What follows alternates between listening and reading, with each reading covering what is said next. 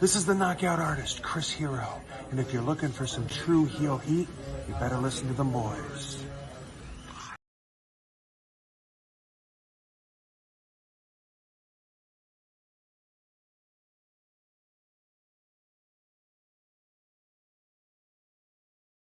What's up, guys? It's Willow, Death Machine, Mr. GMSI himself, Brian Cage, and you're watching True Heel Heat. Who better? Nobody.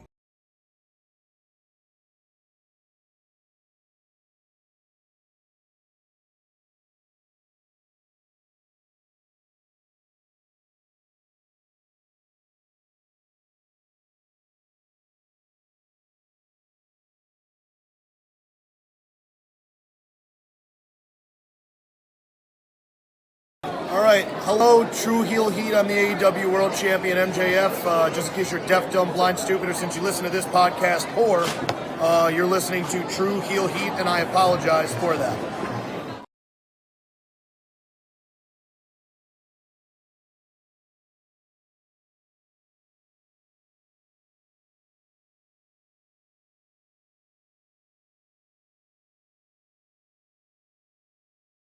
Hey guys, it's Thunder Rosa and welcome to True Heel Heat.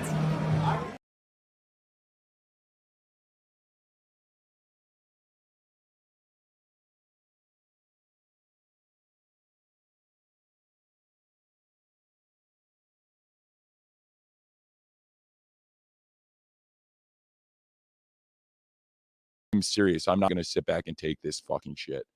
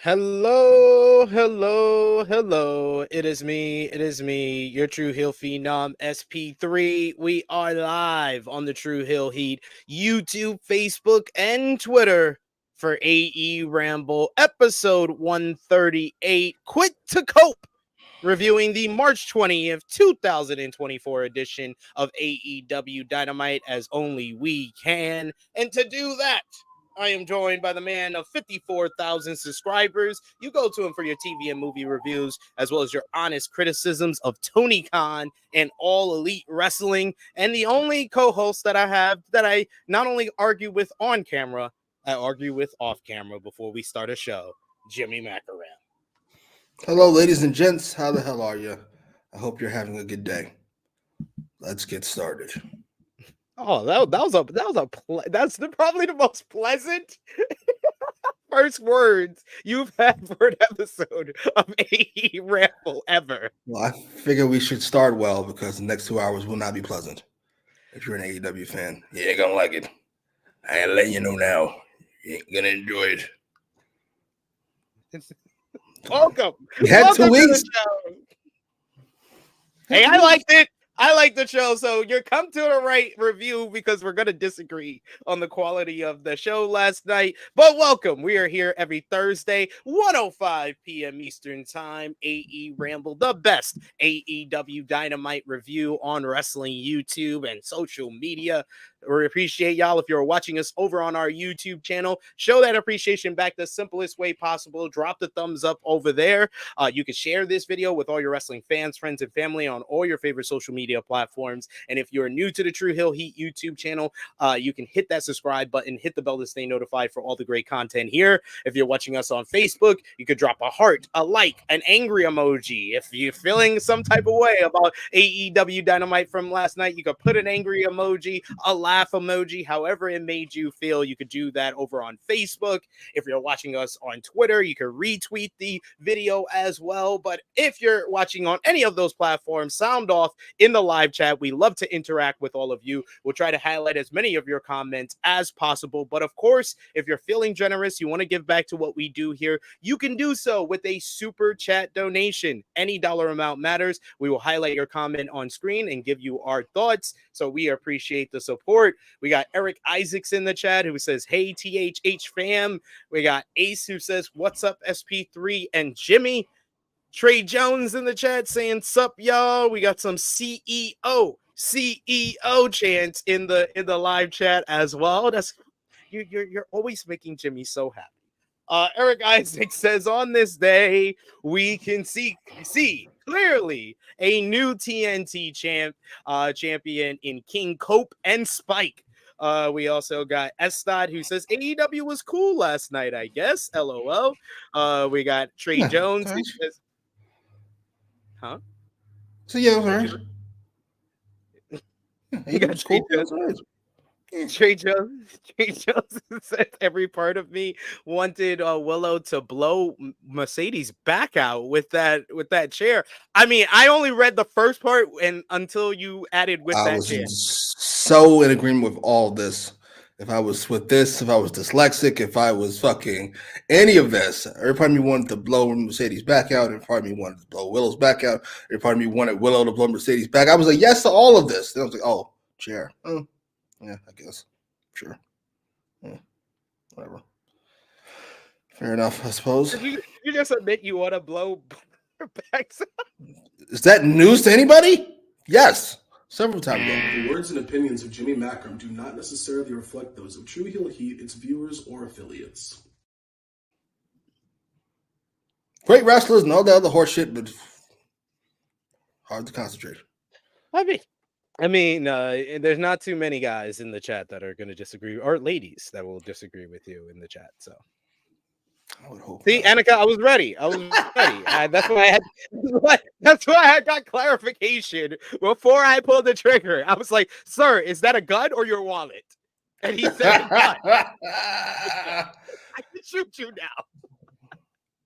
Were we going to talk about something before the show? I mean, we usually always talk about something before we get into the actual show. What is in the news that you wanted to talk about, Jimmy? Did you want to talk about Cody Rhodes' response to The Rock on Monday Night Raw? Ronda Rousey shooting on Vince McMahon and the WWE? What do you want to talk about? Ronda shooting at WWE? No, not really. I mean, she sounds right. I don't really want to hear it coming from her, but it sounds right. So you're one to complain. You show up, you get a fat check, you push to the moon, and then you're going to fucking complain when you stop it. You're not complaining.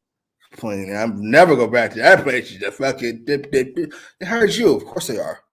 But that's neither here nor there. I'm sorry. I should be so mean to her. Have you seen? You are very mean.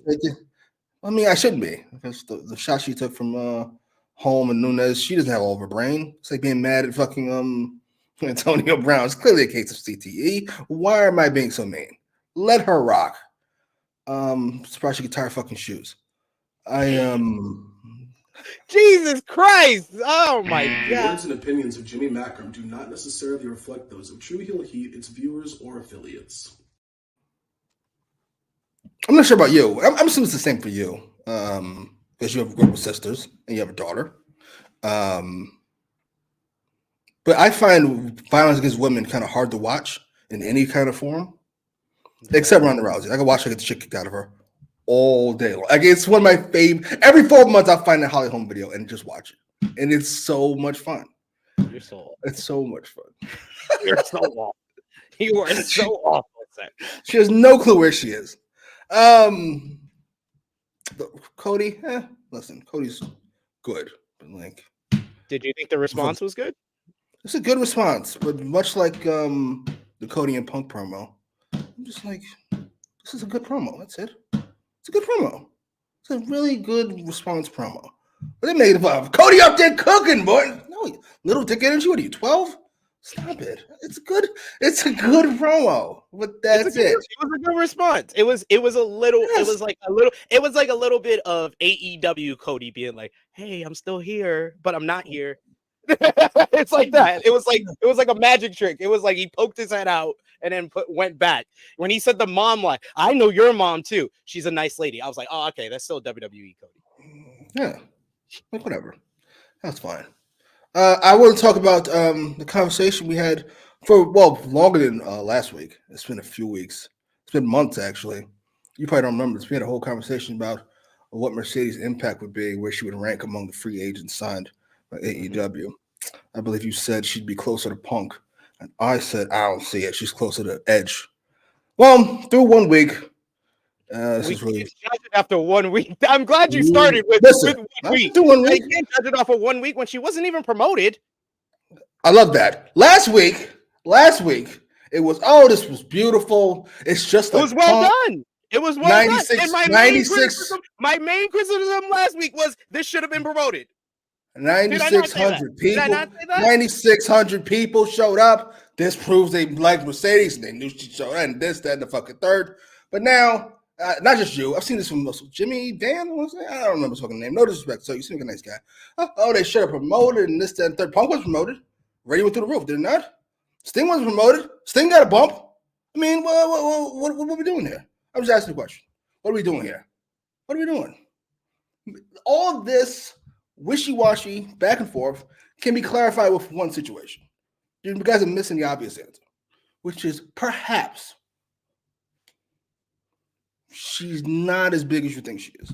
Just perhaps 1 million viewers. Her segment did 1 million viewers. The segment fucking 2 weeks ago did 983,000. AEW always she did higher than that one. A month ago, it did 1,046,000, which was 40,000 higher than Mercedes did. Who showed up that week? Was it The Rock? What match? No. What match drew that? What match drew that? FTR and Moxley. Moxley and Claudio. And Claudio. Yeah, great match. See, great wrestling can draw too. Now this. I'm not gonna let you fucking skip Bayless me. Gonna take me. I'm not skip bailing you. I'm not skip bailing to you. I'm not skip bailing to you. I started to forget what the fuck I'm at. It happens. 1 million. She did. And they did 1 million a week before that too. Before the FTR Moxley match. They did 1 million fucking a few. What was that started that week? That was Mox and great match. Great I love that.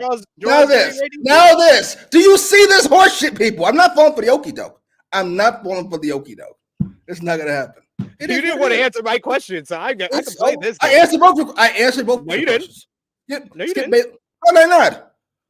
I actually did. I not say that my main criticism last week was that she wasn't promoted. And you just kept going. You just kept going. I said that. That's what I was like. No, I'll play this game then. That's why I went with that. Matter. Okay. It doesn't matter. Okay. And then next week, you're trying to judge something off of 1 week. Okay. And I'm not judging something off 1 week. My eyes tell me this.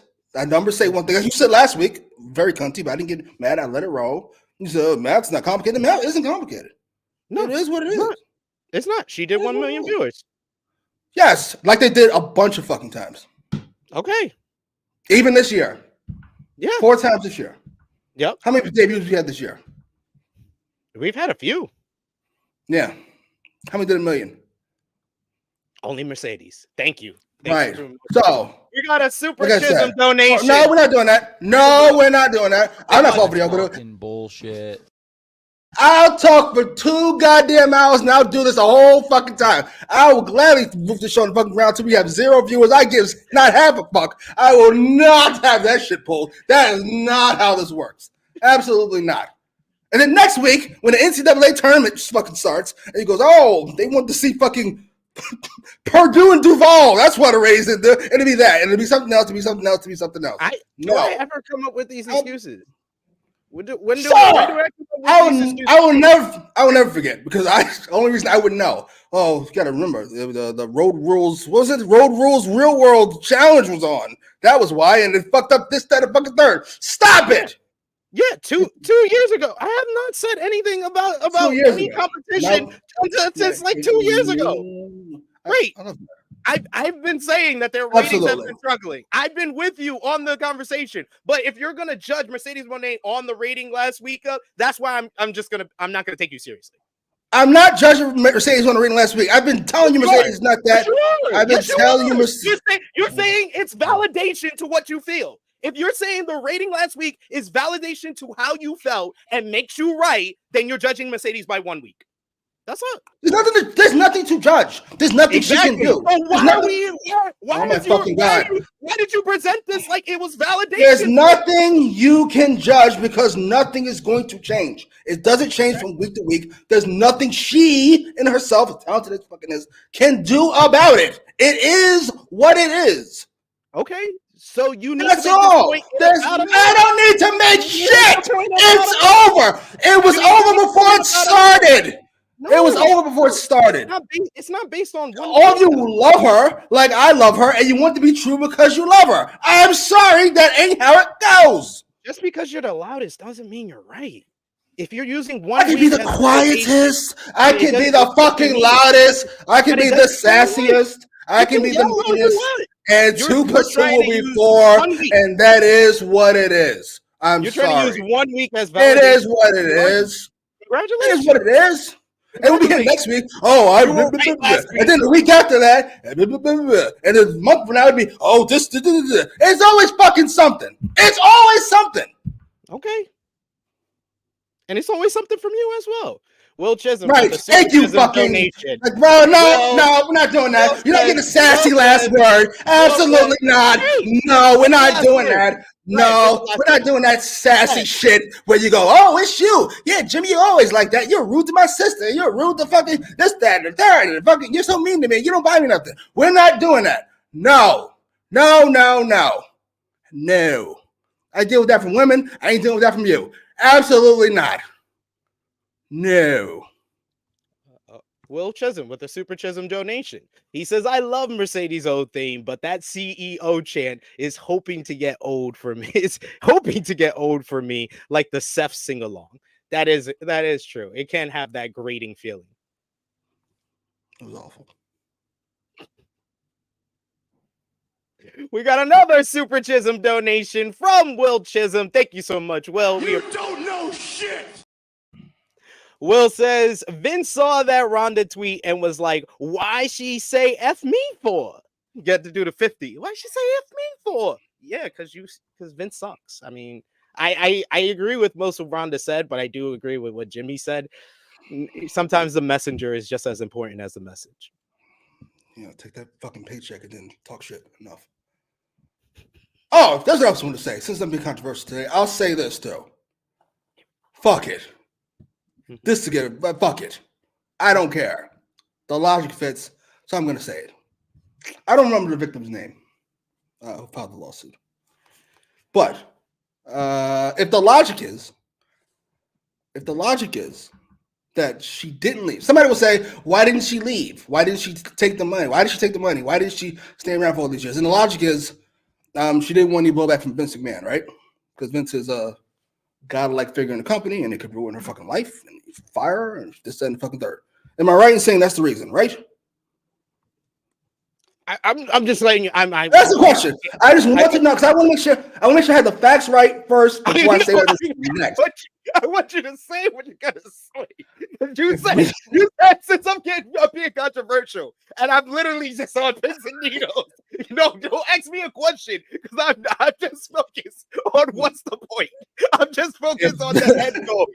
I'm not. Don't tell me. Don't ask me left or right. Just tell me where we going.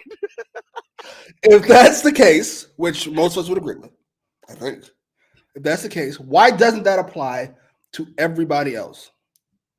Everybody else who could be in trouble, why would that not apply when they ask them, Why didn't you stop Vince? Why wouldn't their response be the same as hers?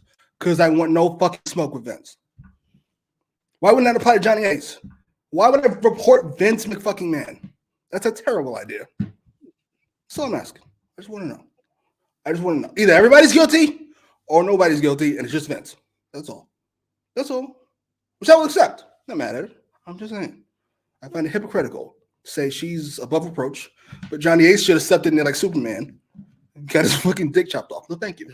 No, Johnny Ace should have at least said no. Why? How you gonna say no? How you gonna say no to Vince?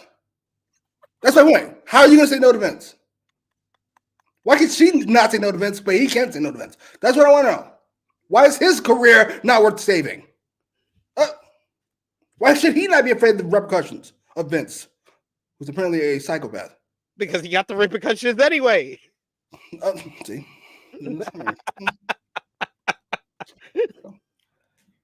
They don't care about y'all. Never forget it, man. What? They don't care about y'all. Oh, don't do that. Don't do that. The words and opinions of Jimmy Macram do not necessarily reflect those of True Heel Heat, its viewers, or affiliates.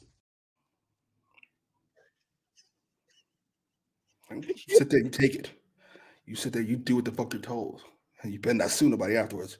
Come on, man. What are you? Where did we go? You did warn me that you were in a mood today. So at least you warned me. At least you warned me. We got another Super Chisholm donation. Thank you so much, Will. You don't know how much it means to me. Let's fucking go. Will says, I hate to see two black men go at it. Let's be happy that The Rock brought back the Hollywood theme. Yes, I am happy about that. I was very happy with the Rock Hollywood Rock theme coming back. My only nitpick as far as like the SmackDown segment was that I felt like it should have been in two. It should have been the Rock concert to open the show and then the promo on Cody's mom to close the show. Because I think that was the only way people were going to stay the whole show. And the only way that it wouldn't be this weird 20 minutes where it's 10 minutes babyface Rock, 10 minutes heel Rock. It was very weird. I don't know about getting 2 segments on the show with the other people here. Speaking of which, ratings went up twice during the show after The Rock. You can probably guess who they fucking were. 4% boost for Damage Control. Obviously, because they should have made it a couple weeks ago. Should have made it a couple weeks before that. Not entirely sure why Orton and Theory's main eventing, but whatever. It's not there nor there. And obviously, to everybody except fucking Triple H, Tony Khan been watching. I'm gonna need some tweets. You should tweet at Triple H. Talking crazy. Obviously, to everybody except Triple H, a 9% bump for LA Knight. What the fuck is going on? Why is this the first time he's been in front of a crowd in a month? Why is he in this ice cold feud going against a WrestleMania? Only way you can save it is have LA Knight fucking go to that nigga's house. You should definitely go to Adrian Styles' house. That's what I thought he was gonna say. I know when he said, "I know where you'll show up." I was like, "Oh, he's about to go to Wendy. He about to go knock on Wendy's door again." Oh shit!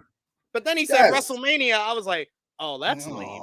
I was like, there's no juice to that feud. I mentioned it on True Heel Heat this past week. I was like, "Yo, The Rock and Cody and Roman and Seth, they deserve a raise because they are the hottest thing. And by juxtaposition, I feel like there's more feuds that I'm like, that one feels a lot colder.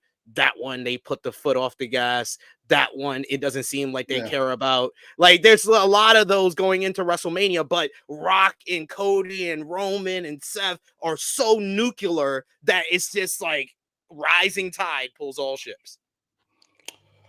I mean, yeah, if you take fucking 30 minutes to show for yourself, I don't know what to tell you. As long as they give you all the credit in the world, you took it.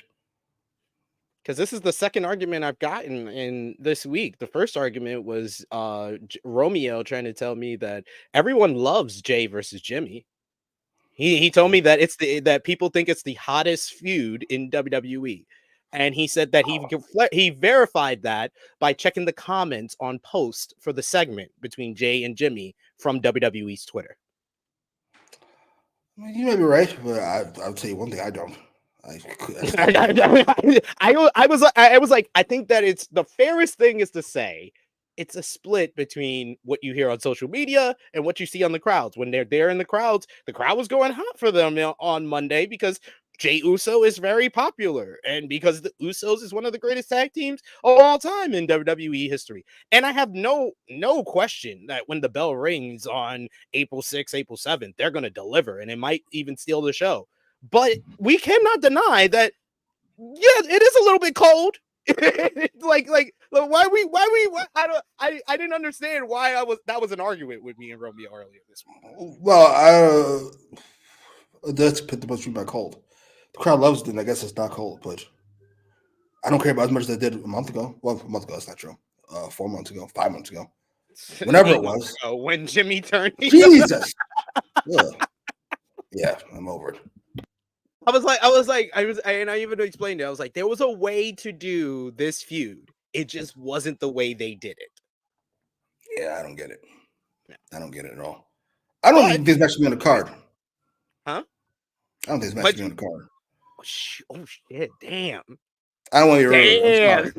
Jimmy already pissed off the AEW fans. Fuck it. I'm sorry. I don't think so. Someone tag Romeo. Tell Romeo. I'm sorry.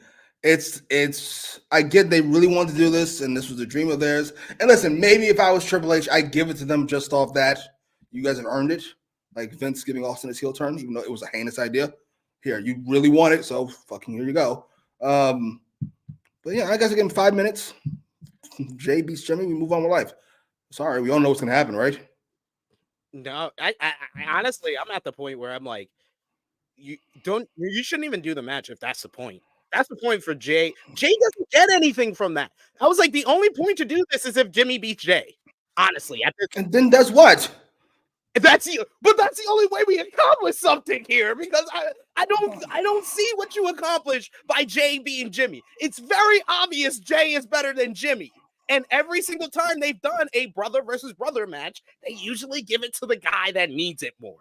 Owen beat Brett, Matt beat Jeff, Jimmy will beat Jay. Stop it. Vince is a psychopath, so he does stupid things. Jay should beat Jimmy, and we should all move on with life. Don't overcomplicate Triple H. Move on with life. Jay beats Jimmy, we all move on. And they hug or whatever the fuck, we move on. Yeah. I'm a, have my ratings argument, Annika. This is not having a ratings argument. This is not having an argument. This is me saying it's over. This is SP3 saying you got to wait longer. And me saying I don't want to. That's all. I know. Yeah, that's it. That's all it really is. I'm not arguing. If he's giving me information, that's one thing. Like I said, my whole issue with it was him using the last week as validation. I'm not saying your argument is wrong. That's why I'm trying to explain to the people. I'm not saying your argument is wrong at all. Like, the ratings is something that you can criticize AEW for, and there was a reason. Like I said, I thought that if they promoted her, maybe the rating would have done better. Now that after the fact, we can say that now. That's the one. Here's my question. That validated. How long do I have to wait? That's the main argument that was validated by last week rating to me. How is your argument validated and mine isn't? No. I'm not saying my argument. I'm saying the only argument that I feel was validated was that they probably should have promoted Mercedes Mone. But why? Here's what I'm saying. Okay, you know what? Now I get what you're saying. And here's what I'm saying. Promotion or no promotion, the rating would have been the same. That's what I'm saying. To be clear, maybe I would get that across. I'm saying the rating would have been the same, or relatively the same. Instead of 798, they would have did 820. But I'm saying any argument about Mercedes being a huge draw is over. That was my point, to be clear. No, this is like a nigga got knocked out. She's not a TV. We gotta adjust that. She's not a TV draw. What we can see from 2 weeks of her being there, she is a live ticket draw in some way. Wait a minute. Time out. What? I'm trying. We moved on from this. Help the Mercedes fan. I'm trying to help. I'm glad you're here. The crew. I love Mercedes. I know it doesn't sound like it, but I do. My favorite female wrestler ever. Top 10 wrestler ever. What? Wait a minute. Time out. They didn't promote her for big business, right? Mm-hmm. Yeah, they did 9,600. We'll say 9,600 in Boston. They started right? the day at 7,600, and then Mercedes tweeted, and they moved about nearly 2,000 tickets. Okay. And then They did whatever the fuck they did last week. I mean, yesterday. Right? Toronto was at about 4,000 before last week. So, okay, so this is enough for us to say she's a tennis. No, not just the 2 weeks. I'm going by also New Japan. What she did in New Japan. I'm putting the whole thing together as Mercedes Moné. What we've seen is that when it comes to live ticket sales, she does it when she's on the card, when she's there, it seems to do better than when she's not there for New Japan and for AEW. Not necessarily that she would be a live ticket sale ticket mover for WWE, because WWE is the live ticket sale draw for WWE. Okay, so here's my question. I'm a person analogy, but Cody is a live ticket sales draw. What it seems like that from the evidence. He's also a ratings draw these days. Yeah, now he's a ratings draw. Yeah, those things usually go hand in hand. We'll pretend like it doesn't for her. As far as my analogy goes, to me, this feels like it's a wrestler. Somebody's knocked out, not a wrestler. Somebody's knocked out, and we're at a 5 count. And I'm saying this is fucking over. You're saying, well, we got to go till 10. Right? Is that what we're at? The count is 10. Means Tyson Fury got up at fucking 9.5. So it's not possible. Mercedes could. My only thing is, how long do I have to wait? I'm not a big waiter. You also have to acknowledge you have been wrong before on this show. Well, what? Let's hear it. I love each other. I'm curious what we're talking about. I'm curious. You said it was over for Jay White. That's the one thing that comes to my mind immediately. I didn't say it was over. I said it was used horribly. He fucking was. No, you said it was over. I'm pretty sure you. I would never. I'm gonna go back already. Oh, you said that last time we had this conversation. You're gonna go back. You're not, because there's nothing to go back to. I love Jay White. I will. No, I'm gonna look. I did say it was over for fucking Jungle Boy, his first heel promo, and I was right. We'll have to wait longer before we all say Jungle. They shouldn't have signed Juice Robinson, and he turned you around. That's true. Juice is hilarious. That's true. But these are you said Toni Storm doesn't have a lick of charisma, and then she found the character. That's what you call an act of nature. There's no accounting for that shit. That's like lightning striking your fucking house. You can't account for that. You can't account for that. Fucking. There's always an excuse. There's always an excuse. You can't account for that. That's just lightning striking your house. You get tornadoes and shit. You can't account for that. Here's what I'm saying. I just want to know how long I have to wait. Because I want, there's things I want, and I want it now. And fucking, when I'm right, that's typically those things. You want to be right about things. How long do I wait? Do I have to wait till next week? If the ratings are 8:15, am I going to get it then? Am I going to get it the week after? How long do I have to wait? Be after like 2 weeks? You want to judge it? But here's what I'm saying. Okay, here's what I'm saying. Let's argue about this. Here's what I'm saying. They don't go this way. That's not how that works.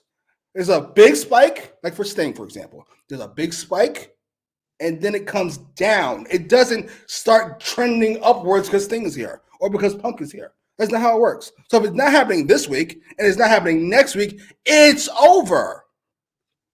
It's over. That's all. That's how debuts work.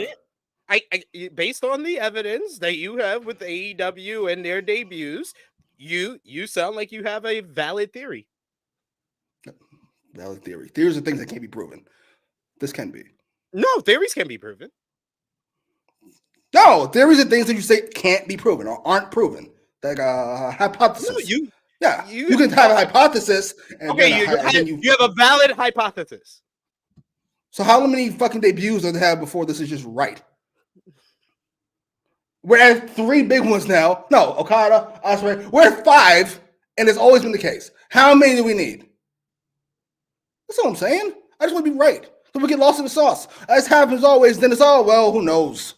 It's fucking Duke in North Carolina. Well, I just want to tell me now. So you want to go? You want to know when you can schedule your parade? Basically, that's what you're trying to tell us. What I'm saying, I'll take it now. You want me to give you a time frame? You want me to give you a time frame? Let's do it after the Dynamite, following Dynasty. This nigga thinks he's slick. That's not how that works. When is that? That's in a month. No, nigga, it's over. It's not gonna be. It's not gonna be 800, 810, 798, 950. Oh, that's Mercedes. You're trying to hold out hope that something will change so you can give motherfuckers credit. No. Okay, Sorry. the Dynamite before Dynasty. Sure. When is that? I've already forgot the date. We said a month. So that's 3 weeks. 3 weeks at the wait. You want an exact date? 3 weeks, you said. April 17th. That's 4 weeks. That's a month. April 10th. April 10th. I refuse to wait. I want it now. April 10th. We got another Super Chisholm Super Chat donation from Chuck Berries. Thank you so much, Chuck Berries. We He wants me to work with pricks constantly. That's what it is. Nevertheless, Big Bumper Pump's debut. Wasn't promoted, but it's neither here nor there. Chuck Berry says, do you think it was too soon to put the title on Okada? Sorry if I misspelled his name. You did, but it's a T. It's a D instead of a T. That's it. Was it too soon to put the title on Okada? No. I don't think so. Eddie wasn't doing nothing with it. That belt was ugly, by the way. I decided. I hate that belt. It looks better with other belts attached to it. We also got another Super Chat donation from, of course, the inventor of the Super Chisholm, Will Chisholm. Thank you so much. They go on Twitter. I don't see how this is going to work. This is absolutely ridiculous, Sid. Will says, let's be real. If we didn't know Roman was the champion, we would think night 2 main event at Mania is Rock versus Cody and Cody's mom versus Rock's mom. I mean, the build is all about Cody versus Rock. And it seems like a lot of the stuff that I've been hearing online, or I've been even having thoughts of, they have been addressing this week. Like I said, before this week's Raw, I was like, Jay and Jimmy is cold. They started off the show with that. And it was like, let's do something to address that. I said before last week's SmackDown, I was like, feels like they really put the foot off the pedal on the Bayley and Io Sky. They put them in the main event. So I appreciate when they have issues, when there's been problems with the build, they have been addressing that, and they're addressing it again by doing Cody and Roman no Rock advertise on SmackDown this week. And I appreciate the effort, but it's over. I mean, to be fair, it's not like you have an actual pay-per-view to sell. Like, it's on Peacock, and The Rock's going to sell it regardless. He's The Rock. And it doesn't even do well regardless. But I'm way more excited for Cody versus The Rock than for Cody versus Roman. Sorry. Just put the belt. I'm waiting for the Seth and Rock thing to pick up because Rock keeps saying, I'm going to take your belt. And Seth keeps going, and then doing nothing about it. I don't think they're doing that. I don't think if they're gonna do a solo one for Seth, it probably be Seth and Roman. Yeah, but my point is, I feel the go home on either Raw. I think the Raw go home, that show that they are advertising Rock for in Brooklyn. I think it's Rock Roman going Rock and Cody going face to face. Oh, certainly. How's Rock gonna take Seth's belt though? Shouldn't that be a concern of Seth's? Yeah, shouldn't that be something he does something about? I mean, I'll be honest. Drew McIntyre sounds like the babyface in this rivalry because everything he's pointed out about Seth is very true.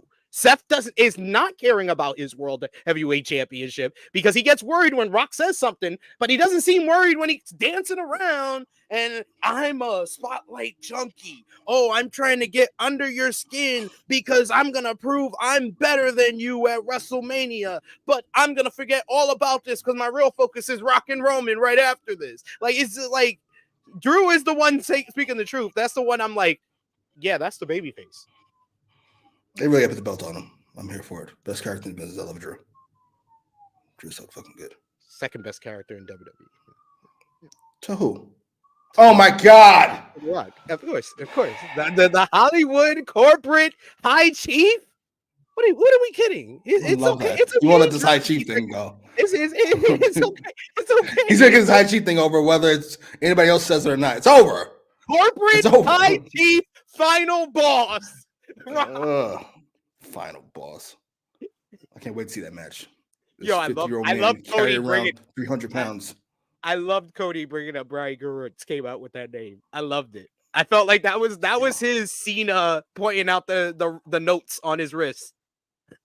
That promo felt very much like John Cena WrestleMania 28 build. I hope Rock takes it better. He was not pleased. If he could have killed John Cena then and there, I think he might have.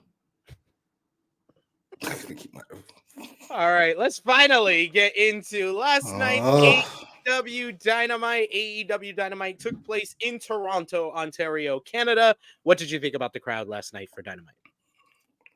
Good. Not as good as last week's, obviously.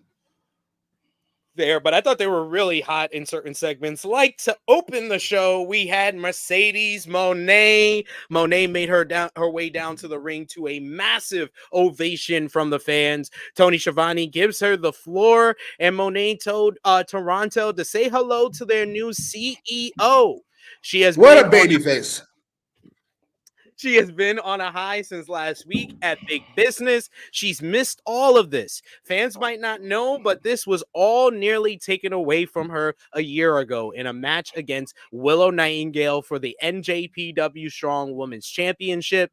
She says that everything that she's been going through and everything that has led to her being in AEW, you might need a little refresher of what's going on. So she takes it to a video package. I love that. I love that. I love what? I was like, this was definitely to troll the fans that agreed with Ice Cube's son. Like, it was like, I was like, why? Why did you need to do this? But I mean, hey, they did it. That's all we could say. They did it. But yes, the video package airs and it shows a little bit of her on The Mandalorian as well as walking the red carpet. We even got a cameo from Naomi in France walking the runway with her. We also see her winning the IWGP Women's Championship.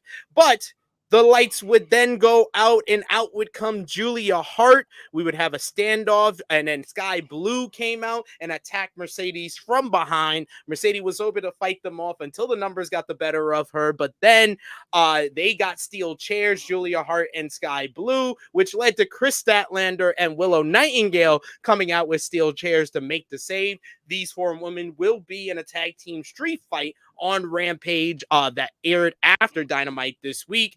But as we're doing the whole stare off and they're staring down with Julia and Sky, the lights go out, Julia and Sky disappear, and when the lights come back on, all we can see is Willow Nightingale behind Mercedes Mone with a steel chair, and it looked very suspicious. It looked like she was thinking about it, but she did not pull the trigger. When Mercedes turns around, Willow drops the chair. They have a little stare off here to close out this segment. What did you think about Mercedes Mone, Julia Hart, Sky Blue, Chris Statlander, and Willow Nightingale in this segment? I thought it was a good segment.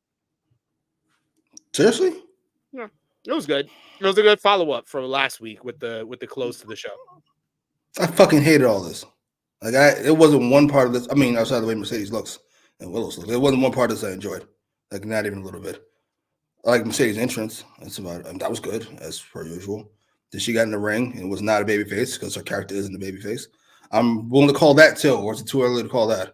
She ain't not a babyface. She's not a babyface at all, especially because they keep wanting to go with this whole her and Willow to start off as her first feud. So she's definitely not the babyface here. She's not likable. Sorry. Not that she says likable. I'm not entirely sure why she's cheered. Outside of the fact she's a big star. She's a big star. That's why she's cheered. Yeah, of course, these fucking idiots. They throw to a video package. She throws her own video package. Holy shit. I was like, you got to be kidding me. She drops CEO every 12 seconds. You know who else is an awful fucking babyface promo? Randy Orton. I can't. The three most dangerous. Please shut the fuck up, sir. You are not a babyface at all. You suck at this. Holy shit. Then here comes House of Black, the women of the House of Black, rather. Julia used to be one of the coolest characters in the business, and now she's not. She just got washed by Mercedes twice over easily and needs a steel chair and magic tricks. Remember when she suplexed that Statlander off the fucking turnbuckle and had that fucking weird-ass face? How long ago was that? Oh, Julia. I feel bad. It sucks. And now we're thinking we might... The injury. I think it really affected her. She had a lot... Her? It's not her fault that they don't know how to book. This is Well, this dummy's fault. She was off TV for a month and a half. Whose fault is that? Her character. She's somebody who could be on TV, whether or not she's hurt. That spooky ass fucking character. You know who else got hurt? Steve Austin. You know when he got hotter? When he got hurt. Because there's ways to book around a fucking injury. What the fuck? Fucking heinous. How do you fucking sideline Julia Hart of all fucking people? What she gotta do is stand there and look spooky. Oh, and they fucking ruined it. I'm so annoyed. And then Willow's got the chair. They turned Willow heel. I'm not watching. Hard pass. I'm over it. I don't care if she wins the fucking women's title. I'm over it. I'm not watching. What a terrible idea. Oh, well. We got Eric Isaacs who says Mercedes versus Willow is in the works for Dynasty. It seems so.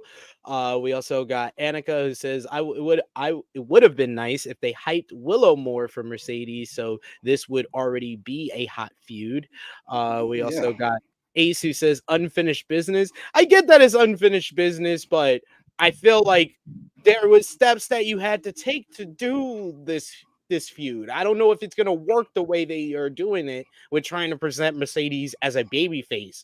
If you're presenting this as a babyface versus babyface matchup, it's like, I don't want to go too high a percentage. So I'll go 60% less interesting than it could be. Agreed. Mercedes is a great heel. Just turn her heel. What are we waiting on? You already got our babyface. Yay, she's here. Now turn her. Right now. Should turn the fucking then. I'll take it now. Next week. Yeah. We got I'm the CEO. Idiots chant. I'm the CEO. Chant. I'm your CEO. Holy shit. All right. CEO. Well, she said her mission is to start a women's global revolution. She's already done a women's evolution before. So she did a women's global revolution. Oh, what kind of Stephanie McMahon ass promo is this? I was the only person. I forgot what row we were at. I was the only person born her. All these bums abandoned me. Stephanie stinks. She's not a babyface. This sucks. Boo. Boo. All right. Just me? Fair enough. No, I was booing Stephanie too. Stephanie, you should not be the one saying this. Oh, we can't have a man come out and say I started the women's. This bearded bald guy talking about I started the women's revolution. All right. It's also worth noting that promos has never been Mercedes' strong suit.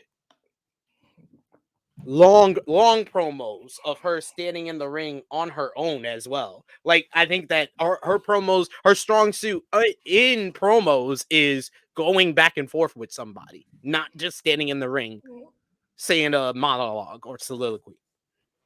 Who's the best women's promo for that? I'm curious. To go back. No. Get me started.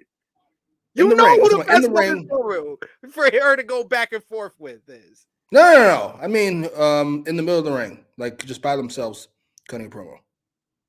It would be. I'll give you a few. Anybody. I'll give you a few. I would either be Britt. Tony can do it because she had a good one with Deanna on Collision, and the ones they did on Dynamite. No. I'm talking about what Mercedes just did. 5 minutes, 10 minutes by yourself.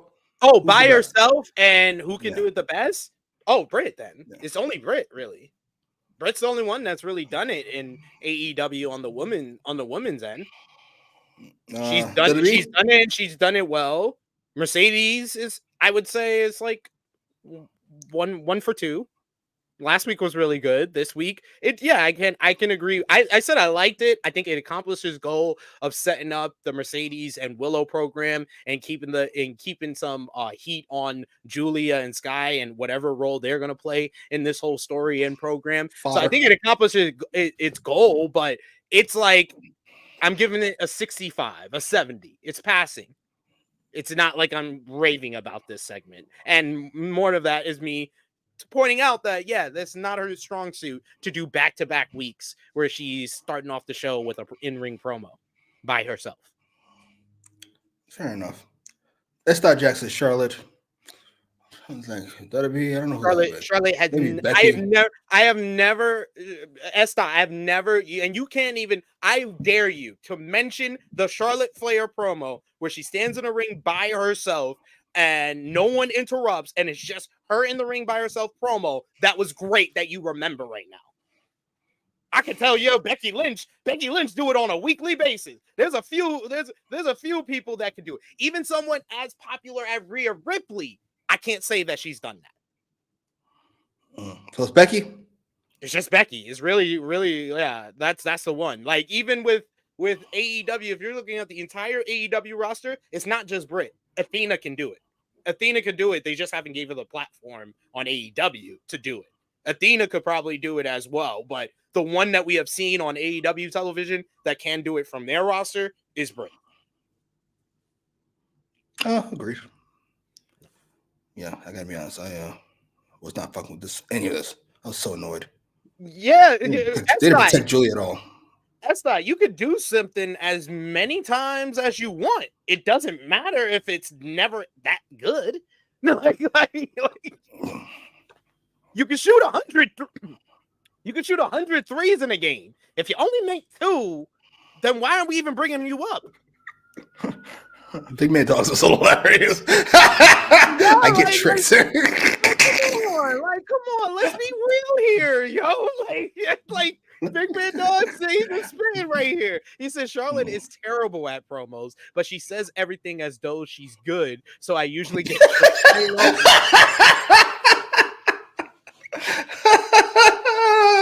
Sorry, Romeo. She's a really good wrestler. Ken Lewis says that Charlotte promo was good. I don't even know what you're talking about. I'm like so confused. I'm like, what? That happened? That's what it's called? People talk about that? Because that's the first time I'm hearing about it. But following up with the women's segment, here we go. So I figured out what our first AEWramble t-shirt needs to be. You know what it needs to be, right? What? What's our catchphrase? What do we say almost every week watching Dynamite on this show? Matt Jackson stinks? TK watches the Ramble because we got our segment backstage with Stokely, Mercedes, Chris Statlander, and Willow. My God, Stokely's face were top notch in this segment. So we have Chris Statlander and Willow interviewed about the street fight later with Julia Hart and Sky Blue. They talk about that matchup, but then Mercedes Mone steps in. Chris Statlander steps up to her and she says that she just wanted to thank her for what she did last week and having Nightingale's back. Monet thanks Statlander for having her back earlier tonight as well. They both shake hands, but then Willow steps up and she wants to talk to Mercedes, but Mercedes immediately cuts her off. She says that you've done enough and walks away. Stokely and Willow is left in the frame, and Stokely just looks at Willow and he says, "What do you care? You already broke her ankle." Willow just says, "Oh, Stokely," and Stokely gives us this great mean face. He shrugged. Why did we have to make that noise? It's like actual cringeworthy. I love Stokely, so it's passable. It's really kind of 1980s sitcom is this? He's JJ from Good Time. This was actually the best she's been since she's been here. Yeah. Sorry. This kind of is where I would like her to be. Of tweener. For now, she has to be a tweener. She can't be. Sure. I think there's too many people that love her and happy to see her here, happy to see her wrestling again. She's gonna be popular, but we need to stick with her being what she's more comfortable with. She's more comfortable being this stuck-up CEO type character, but she can respect someone in that way. So I like her playing the respect role with Chris, and then just being like, "No, I don't fuck with you, Willow." By the way, never mind. That'd be nice. This was good. I enjoyed all this. Stokely's great. Willow's great. She's adorable. And I'm not sure what they're doing with Statlander. I assume Statlander's still turning heel, but I'm not sure anymore. Yeah, that's interesting. It's interesting. I don't know. Yeah, she's probably gonna turn heel on Willow. She's hoping. Here's hoping. Josh Matlock saying Stokely is fantastic. 100% agree with you. And he also agrees with you there. He says, I like Mercedes Monet's backstage stuff more than her in-ring promo, especially this week as it was pretty much a repeat of last week.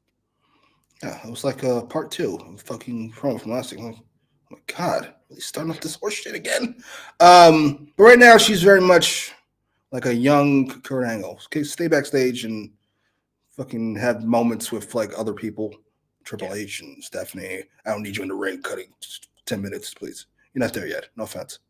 And we've noted it before with like it started like late fall last year, but the backstage segments honestly are my favorites in comparison to in-ring promos nowadays. It's like maybe if it's Will Ospreay, that's it. Like he's been consistent with his in-ring promos, but mostly everything backstage, the backstage segments are better than the in-ring promos. Yeah, it's a little more scripted, a little more dynamic, quite frankly, outside of Will Ospreay. I can't believe that. When did that happen? I don't know if... Yo, everybody online is like, Will Ospreay promo guy is the weirdest fucking thing, but I love it. So good. Which is weird because you don't expect it to happen. He comes out like this fucking... I keep expecting him to fuck up because he comes out of the ramp like some coked up fucking fan. Yeah! So happy. Just waiting for security to tackle him, take him out of here. Then he gets in the ring. And it's fucking fantastic. He's so in control. So great right now. Just to get Will's the only one for in-ring promos. All right, that's the deal. That's the deal. Let me say, who else on the list? Who else is good at that on the AEW roster? Joe Kingston. Moxley used to be. I don't know last time he had one. Max used to be. Who? Max. MJF. Let's say Max who? Max Max Friedman? Oh, okay. Oh, and Jay White, obviously. Oh, yeah, Jay White. Oh, 100% Jay White. But up next, we had Arlis Marvez backstage trying to get a word with Kazuchika Okada and the Young Bucks, who approved of the respect that Marvez had when he said Okada's full name, but they also say that next time he should do it in Japanese. Matthew talked about how handsome Okada is, and if anyone rises to the occasion, it would be Okada. Under Continental rules, they can't be at ringside tonight, but that's okay. They'll be at the curtain, giving him the best replays and the best shots. And Okada speaks in Japanese in the promo and then ends the promo by telling Eddie he's coming for his title. Then Okada walks away. Matthew tells Marvez he's a dumbass for not knowing what Okada said in Japanese and to study up so that doesn't happen again next week. Oh my, if Alex Marvez speaks a word of Japanese next week, I might pop. Oh my God. This was painless. I won't say I enjoyed it. Enjoyed it strong, but I didn't hate it. I think we should also know that Okada, they did the thing that WWE's been doing lately, the sports thing of people showing up to the building, and Okada showed up in his Ferrari that he talked about in that skit with the Young Bucks. Oh, God. Okada does look like a star. He does look like, I hate to be racist, but if this was a TV show, he looks like the guy that comes in to take over some American corporation. He's just so fucking good. His facial expressions are hilarious. No, I was surprised you didn't like come back at me when I messaged you that, but I was like watching that matchup. I was like, the best thing about this match is not the wrestling, it's Okada's facial expressions. Oh my God. He did let's talk about the matchup because there was just so much to love about just Okada's performance here. I'll be honest, I love Eddie. You know, he's Uncle Eddie. He's Tito Eddie. He's our New York brethren, but I don't think this was his strongest performance. Am I wrong to say that? Yeah, okay. No, you're not, sir. Kazuchika Okada challenging Eddie King. God damn, what a star. For the AEW Continental Championship. I also love how they're trying new things in different presentation now, and they're doing different presentation for the Continental Championship over other titles, because the Continental Championship at Revolution, you had the thing, I think we talked about it during the review, where Renee and Lexi basically said what Eddie or Brian said to them while they were training and getting ready in the back of them. It was a very sports feel. And then they did that again here, but it was Renee basically giving the thoughts of Eddie that told her right before his entrance of how he felt as Okada's entrance was finished and Eddie's entrance was starting. I like the little presentation changes. I like stuff like that. So this match had a big fight feel right at the start. The crowd going wild. Split chance for Okada. Split chance for Eddie. We get Okada does a signature fake out strike in the ropes, but Kingston shrugs it off. We get an early lockup, the filling out process. We also see in the back, Matthew and Nicholas Jackson are shown watching the matchup. Okada, it was just in signature heel mode in this matchup. He does the chicken shit, Ric Flair run around the ring and then cut your opponent off when he gets into the ring. Then he ran away from Eddie on the outside and basically goaded him into a DDT on the floor. And then the camera like gets a little shot of his smile afterwards. It's just the most condescending smile. It's just so smug.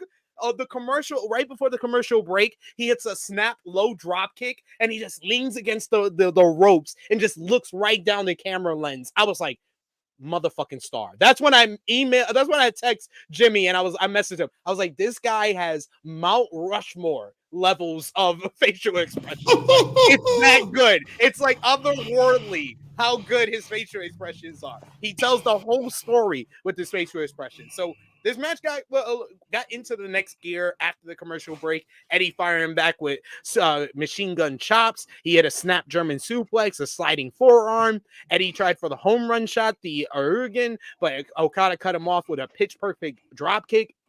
He hit the air raid crash neck breaker for a 2 count.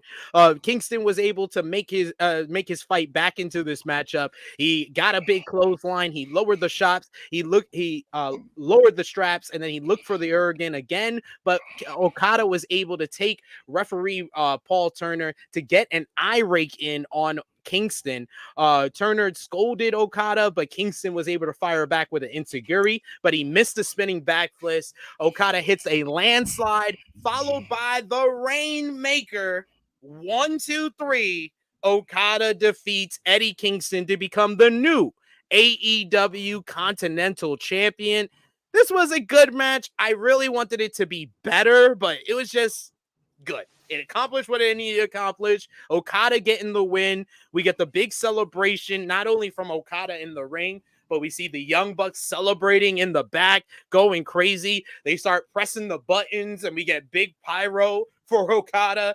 Then the celebration and the party doesn't last long as Okada is cut off by none other than Pac.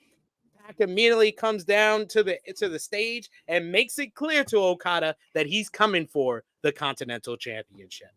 What did you think about this matchup? The new champion Okada and the post-match with Pac setting himself up. Seems like we're going to get Pac and Okada at Dynasty. Match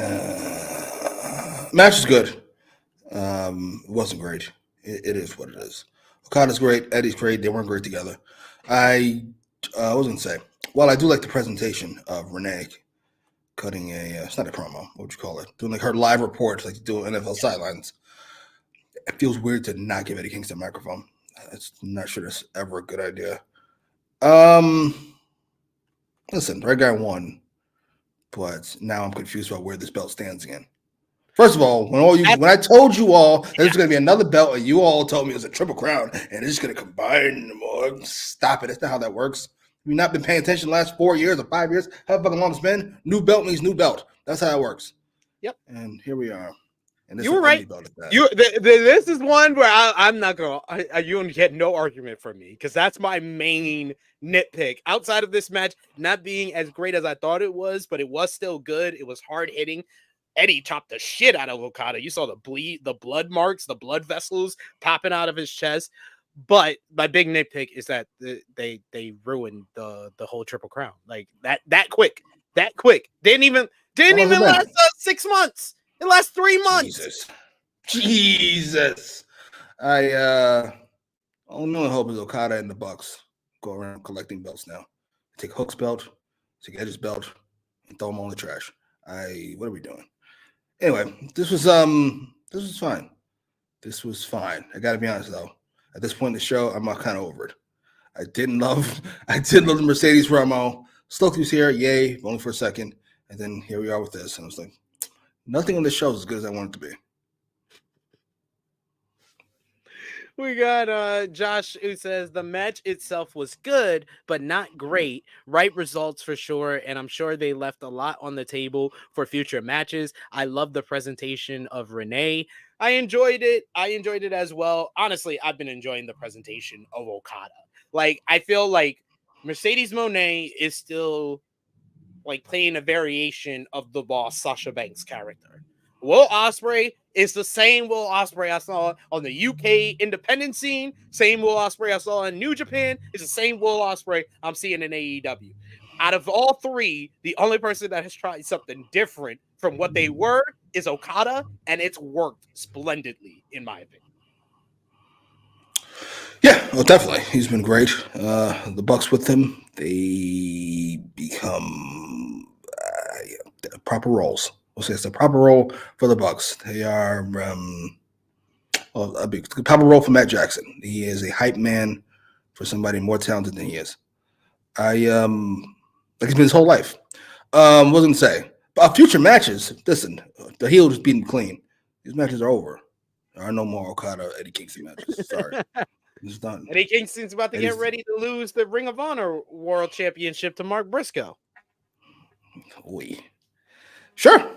And then he can lose that other belt, West Bubble Fuck, and then he can come back. To Gabe Kidd, probably. Gabe Kidd will probably beat him for that.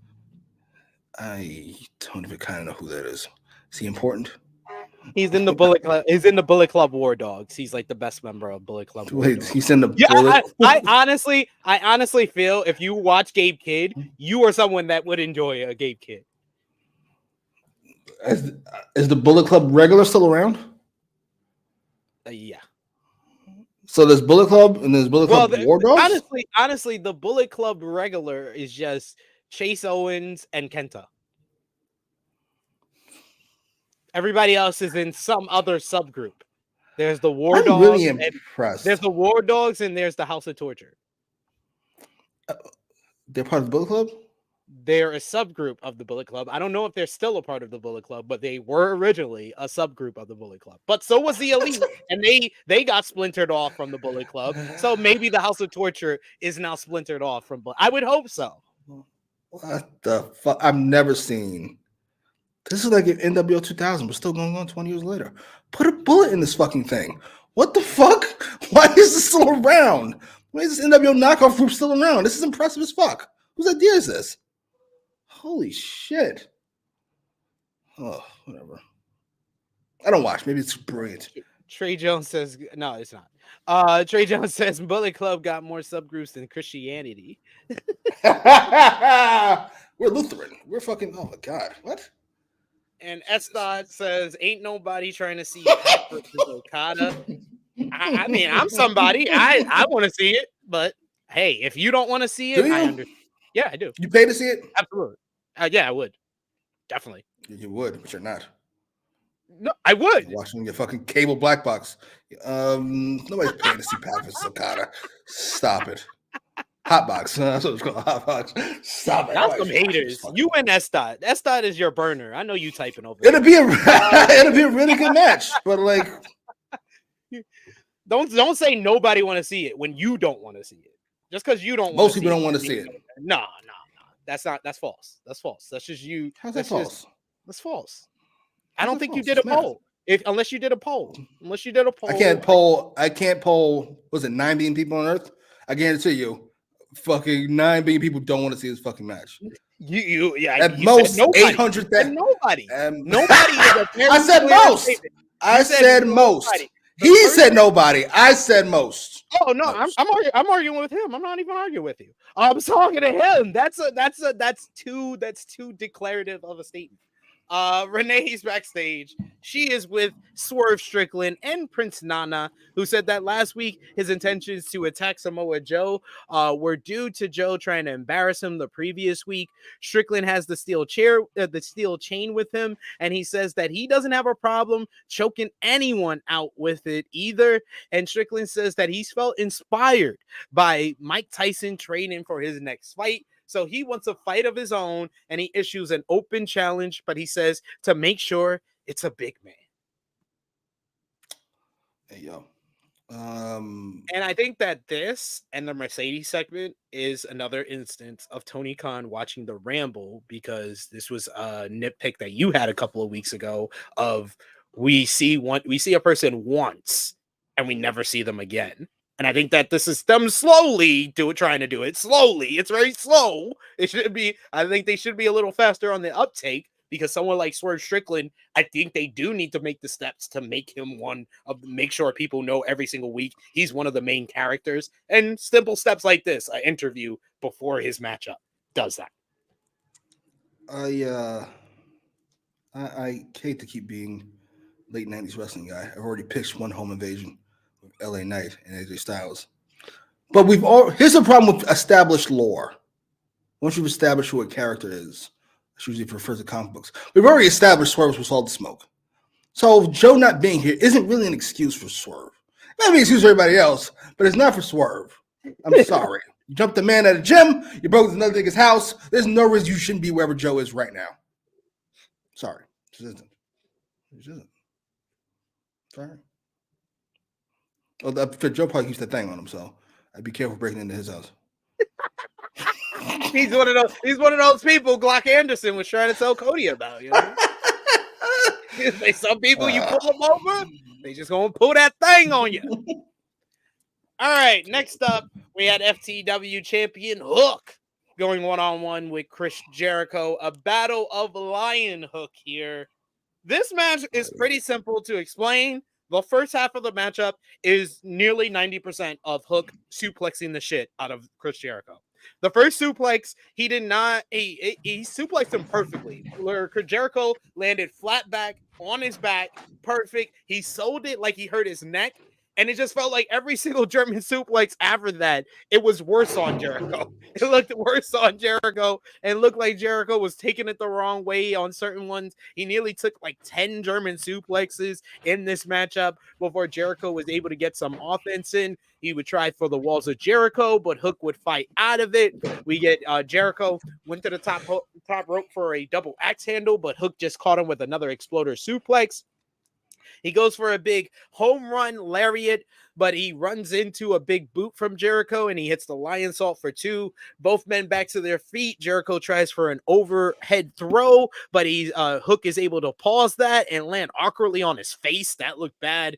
Jericho goes to do the corner punches, but Hook reverses that into a red rum. He gets on his back, but Jericho is able to escape from it. He tries to go for the walls of Jericho, but Hook escapes.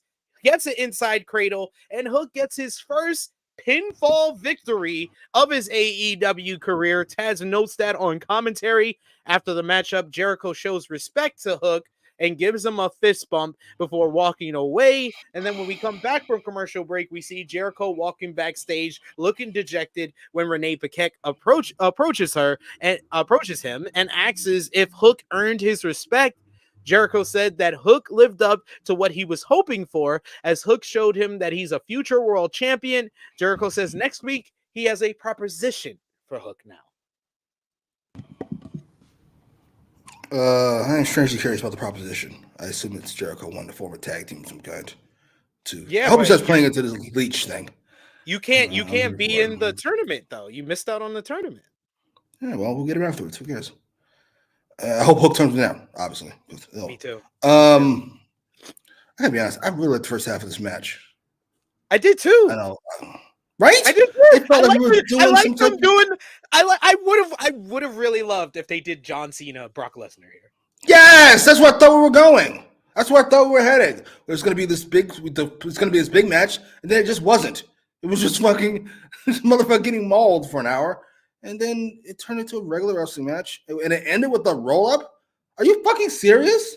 What kind of gutless shit is this? Oh, you know, Jericho was like, "Oh, you've never won with a pinfall, so that's the big thing that Taz is going to drive home on commentary. That it's your first pinfall win." Should have been suplexed for 10 minutes, choked them out. They were all like, "Holy shit!" This was on the verge of being really good if they would have just pulled the trigger on that idea.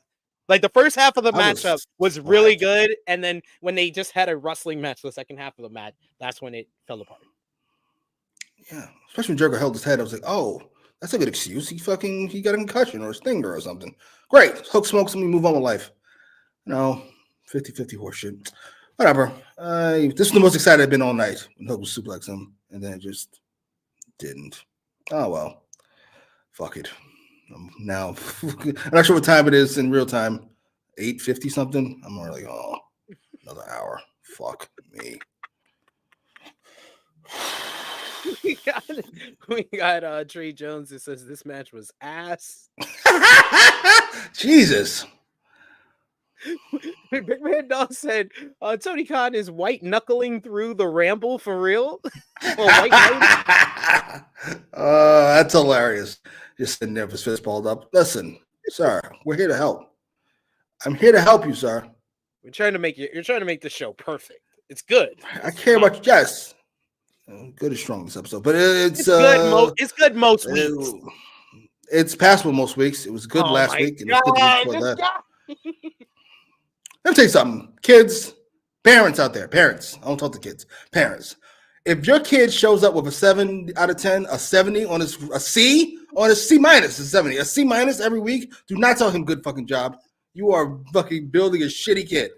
I'm sorry. 8s and 8.5s is a good job. I'm here to help you. The words and opinions of Jimmy Macram do not necessarily reflect those of True Heel Heat, its viewers, or affiliates. Just because you drop little Tommy on his head twice doesn't mean he has any excuse to be bringing these shitty grades home. Do better. I'm here to help. Steven Chambers says, I'm a big Chris Jericho fan, but he really needs some time off. Like, I just hope Hook says no, turns him down, and drops him on his head. Jesus. Take some time off. Here's your time off. Doesn't say. Is Moxley in the tournament? No.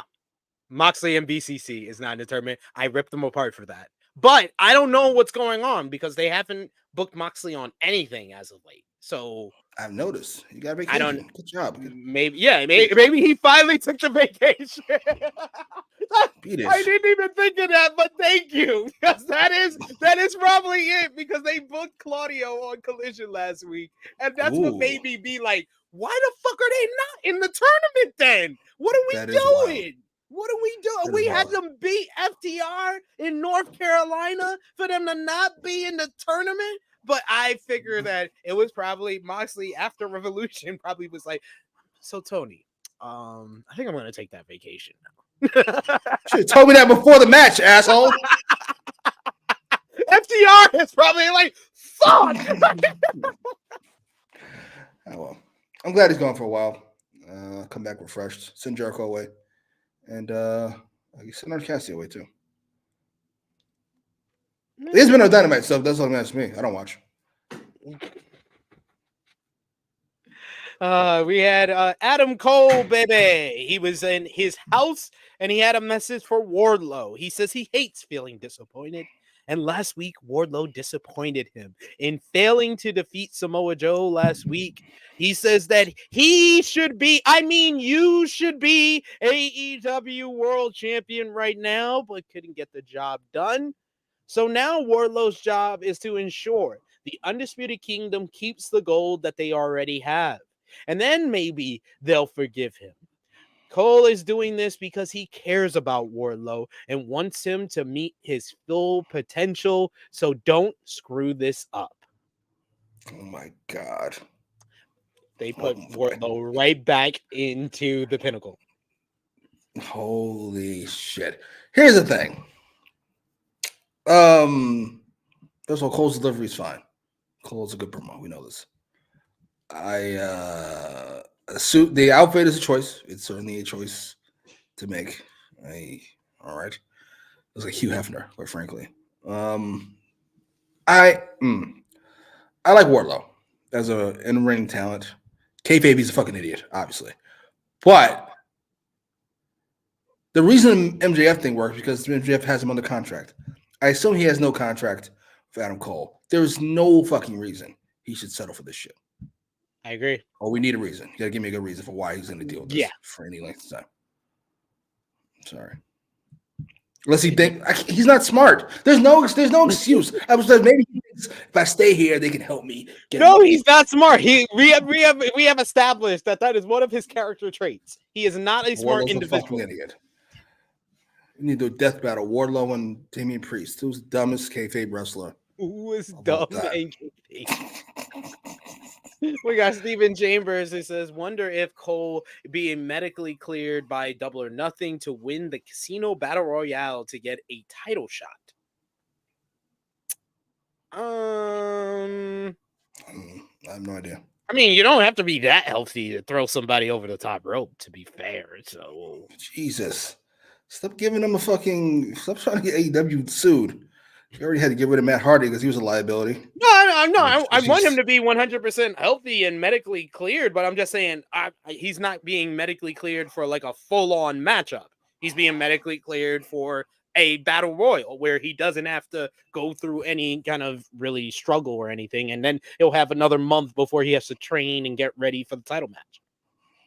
This is true. It's like why WWE always makes people return in the Royal Rumble because it's not that much they have to do. It's get thrown over the top rope most of the time. Especially if you have Wardlow still in the group, you can do most of the heavy lifting. What was I gonna say? Did Matt Hardy really get released, or is that something I dreamed? He's not released. Sean Ross Sapp confirmed that he's still under AEW contract, but he was at the WWE Raw event because it was in Raleigh, North Carolina. Gotcha. God damn it. Though we're making some strides here, but we're not. They're I love how everybody who's pro like AEW or even people like you that's not pro AEW but watch it has all been like, yeah, WWE, how about you help us out and take Matt Hardy from us? Yes. Legend contract? Make some scratch? A Relita reunion or something? I don't know. Just get the fuck out of here. That was the other thing that we got in an argument, me and Romeo, on Monday, because he argued that Matt Hardy has more of a chance to do the Broken Universe and be creative on the WWE roster than he does on the AEW roster. I was like, no, he does not. I was like, it's equals amounts of zero on both. I was like, both of these rosters are like all-time rosters for these companies, and you're telling me Matt Hardy without Jeff is gonna get the opportunity, and even with Jeff, it's a catch-22. But like without Jeff, no. Broken Universe. He said Broken Universe. I was like, that's so 2016. I don't want to see that. NXT. No. Yeah, I told him that. I was like, NXT is the only place that fits. But is that an upgrade from getting more money in AEW to not be used, or getting less money to go to the developmental show? Depends how much. And then they get you get used for like 3 months, and then they probably stop using you too. Yeah, as they should. You're not very good, sir. What was I say? Yeah, it's over. It's over. You had a fantastic run, considering your talent in relation to your brother. You've had a fantastic run, sir. It might be time to let go. This is why I didn't want to say it during the Revolution review we did, because you guys were on such a high. I didn't want to bring it down. Sting's the first wrestler was actually going to retire. I haven't seen one wrestler retire ever. Once, not one. Even Steve Austin, who I thought would pull it off, couldn't. I'm sorry, that's not how that works. I mean, sometimes it does happen when you're 65, though. Yeah, or you don't make it to 65, but otherwise, it doesn't. Sorry, I don't see it. So you think if Sting is alive 10 years from now, he would have wrestled another match? 10 years is a lot. 5.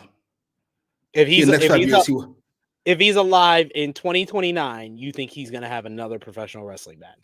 Yes. Between now and 2029, he has another one. Yes. All right. You heard it here first, folks. On the March 21st, 2024 edition of AEWramble 138, Jimmy Macram has put out a 5-year bet, a 5-year notice that Sting will have one more match by 2029. Yes. And I don't want to hear no excuses about, oh, that was just a tag thing. Oh, it was for charity. Nope. I don't want to hear none of that shit. It's going to happen. Sorry. Jeff says, Josh says Jeff still has some in-ring juice left. Matt is washed. Well, we've seen that this year with Jeff, that Jeff still has a little bit of in-ring juice. So he's fine. It's him and Matt that we're worried about here. Yeah. Well, yes, big man. He's certainly the best fucking Matt tag team wrestler. That's fucking easy. No, he's not. Matthew. On what planet is he better? On what planet is he better than Matt Jackson? I mean, fucking Matt Jackson. Matthew. You fucking serious? Come Matthew on now. is the best. Tony Schiavone is in the ring to over. introduce Will Ospreay, who comes out to a massive ovation from the Toronto fans. Ospreay said that the last time he was there, he was a little bit of a naughty boy at Forbidden Door. So he apologizes for what he did back then. He says that he means it. He's starting anew. He's a changed man. Ospreay says that he's here in AEW to deliver some elite caliber wrestling. But in return, he accent is this. I just love the way he says things. He'd like some Canadian maple syrup. Ospreay puts over the Bryan Danielson versus Katsuyori Shibata match from last week's Collision, saying that that's what professional wrestling truly is. Ospreay brought up how Danielson, after the match, though, said that he couldn't fit in Danielson's shoes. And he's like, oh, really? He was like, do you think that I could have fit in Danielson's shoes when he was in Japan? He was like, well, here's the thing. I saw Danielson's shoes in Japan, and you know what? They didn't fit me because they were too small, bruv. What Danielson did in Japan was great, but what Ospreay did in Japan was elevate professional wrestling, winning the Best of the Super Juniors tournament twice, the Junior Heavyweight Championship 3 times, the Never Openweight Championship, and the IWGP World Heavyweight Championship. Ospreay says that he'll prove that he can walk in Bryan Danielson's shoes in AEW. You know what? I'll prove it. How about this? Katsuyori Shibata, he says, long time no see. 7 years ago, Shibata beat the bloody piss out of me. But now he's 30 years old. And what's the difference between a 22-year-old Will Ospreay and a 30-year-old Will Ospreay? Well, now a 30-year-old Will Ospreay has 2 pugs, 3 cats, a kid, a missus, a mortgage to pay, and a point to prove. Next week on Dynamite, Ospreay calls out Shibata and he tells Bryan Danielson to sit at home and watch how a real Billy Goat is all about. On commentary, they confirmed that it is official. Katsuyori Shibata going one-on-one with Will Ospreay next week on Dynamite. But my Lord, another one he hit out the park. It's like, and yes, a lot of this is similar booking of Will Ospreay, top of the second hour in the ring with a promo. But the content of it was great, and it was a great follow-up to the great matchup between Shibata and Danielson, as well as the excellent, probably even better than the matchup, was Bryan's promo, because Jimmy knows one thing I love, and one thing he said he's loved, is the meditation Bryan Danielson promo. So that was great. And then this was an excellent follow-up to that promo where Danielson said that, Ospreay, he responded to Ospreay's promo where Ospreay said, when you step in the ring with me, it's life or death. He was like, me and Shibata have stood at death's door. You don't know what that's about. You can't walk in our shoes. And now Bryan and now Will is saying, I can walk in your shoes. And how I'm going to do that, I'm going to beat the guy that you just beat better. Anything you can do, I can do better. It's not just I'm better than you. It's anything you can do, I can do better. What did you think about this promo from Ospreay? Ospreay's great. I mean, besides his entrance, which is I'm sorry. I just roll my eyes through the whole thing. Even though he feels very authentic. Like, that's actually who he is.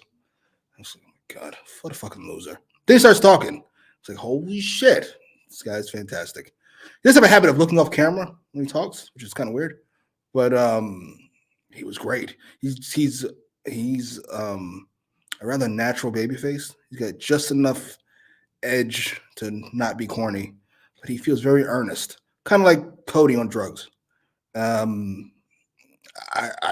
can't believe how much I enjoy Will Ospreay talking. Not what I thought I was going to get from Will Ospreay when he came to AEW, but it's been my favorite part so far. Relative ease. I could hear him talk for 5 minutes at a time forever, especially if that's the alternative of a 20-minute match for people who don't matter. Speaking of which, what a terrible idea. I'm sorry. I know you just put it over. I'm going to not put it over. Who gives a fuck? Me and Shibata. I'm going to beat that guy you just beat? Right. That guy who can't beat you? I can also not be beat by that guy. Yes. Anything you can do, I can do better. Right. What the fuck? What a terrible idea.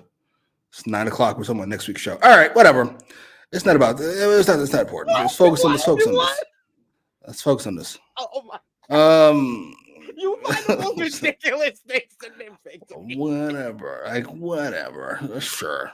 Shibata. No, he's not. At first it was, you can't be promoted Rampage early. Can't be promoted Collision early. Now it's too early to promote the actual show. Yes.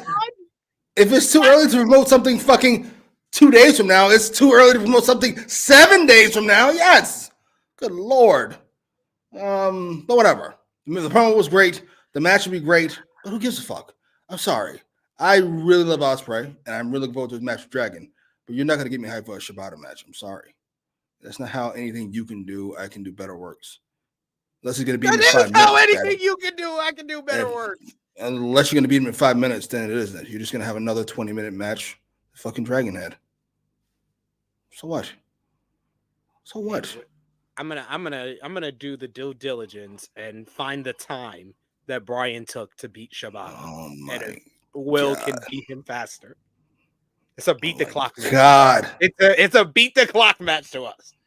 That'd be amazing. If you would have said that, I'd be in. You took 20 minutes to beat Shibata. That's the only way. That's the only way to improve it is to say you beat 20 minutes to beat Shibata, bruv. I'm gonna beat him in 10. Okay. Done. But no, he won't. What was the Dragon match? 20 minutes? This would be 18 and a half. Some long ass match nobody gives a fuck about. Sorry. The people in Quebec will love it. The people will. I'm sure they fucking will. As 100,000 people tune out, just like that Kyle Fletcher match. By the way, did this nigga just lose again? Yes, he did. Rampage? See, this is what you're gonna use this match. Who was it? Louis? I forget who it was. You use that match to elevate him further, right? In the same fucking spot. But you have to specify on things that SP3 smartly didn't argue with you about. I did not argue that matchup was going to do anything for. I give my star ratings based on what happened from bell to bell a lot. Sometimes I can do that. Sometimes there's builds to the matchup, so it's not just from bell to bell. It count the build to the matchup. This was a TV match, so it's just bell to bell. It was a fantastic matchup. Did it do anything for Will Ospreay or for Kyle Fletcher? No.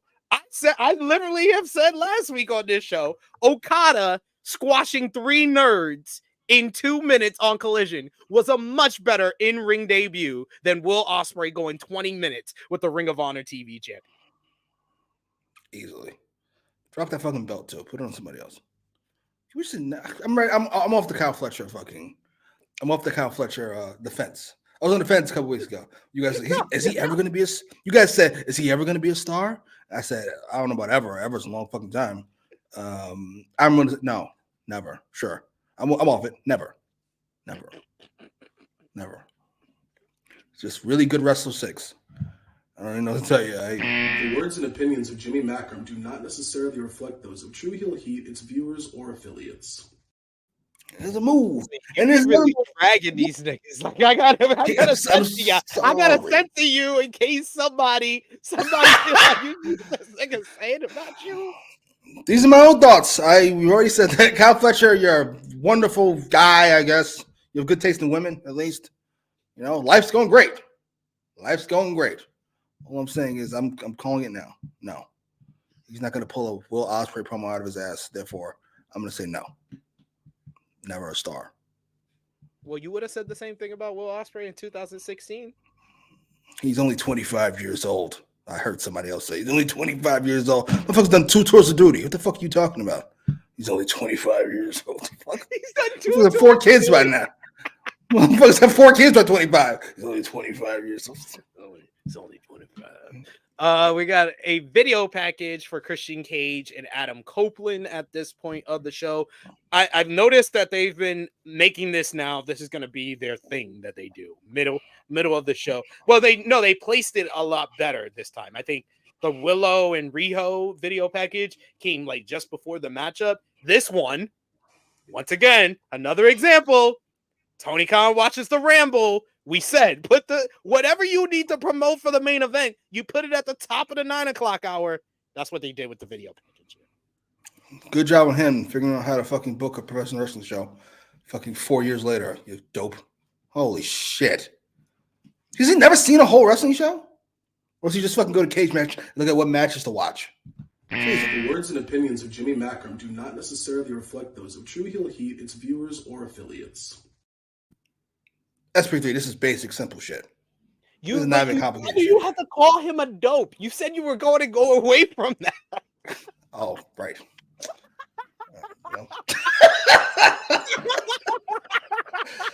This is simple shit. You said it without realizing you said it. I did. It just comes out. This is simple shit here.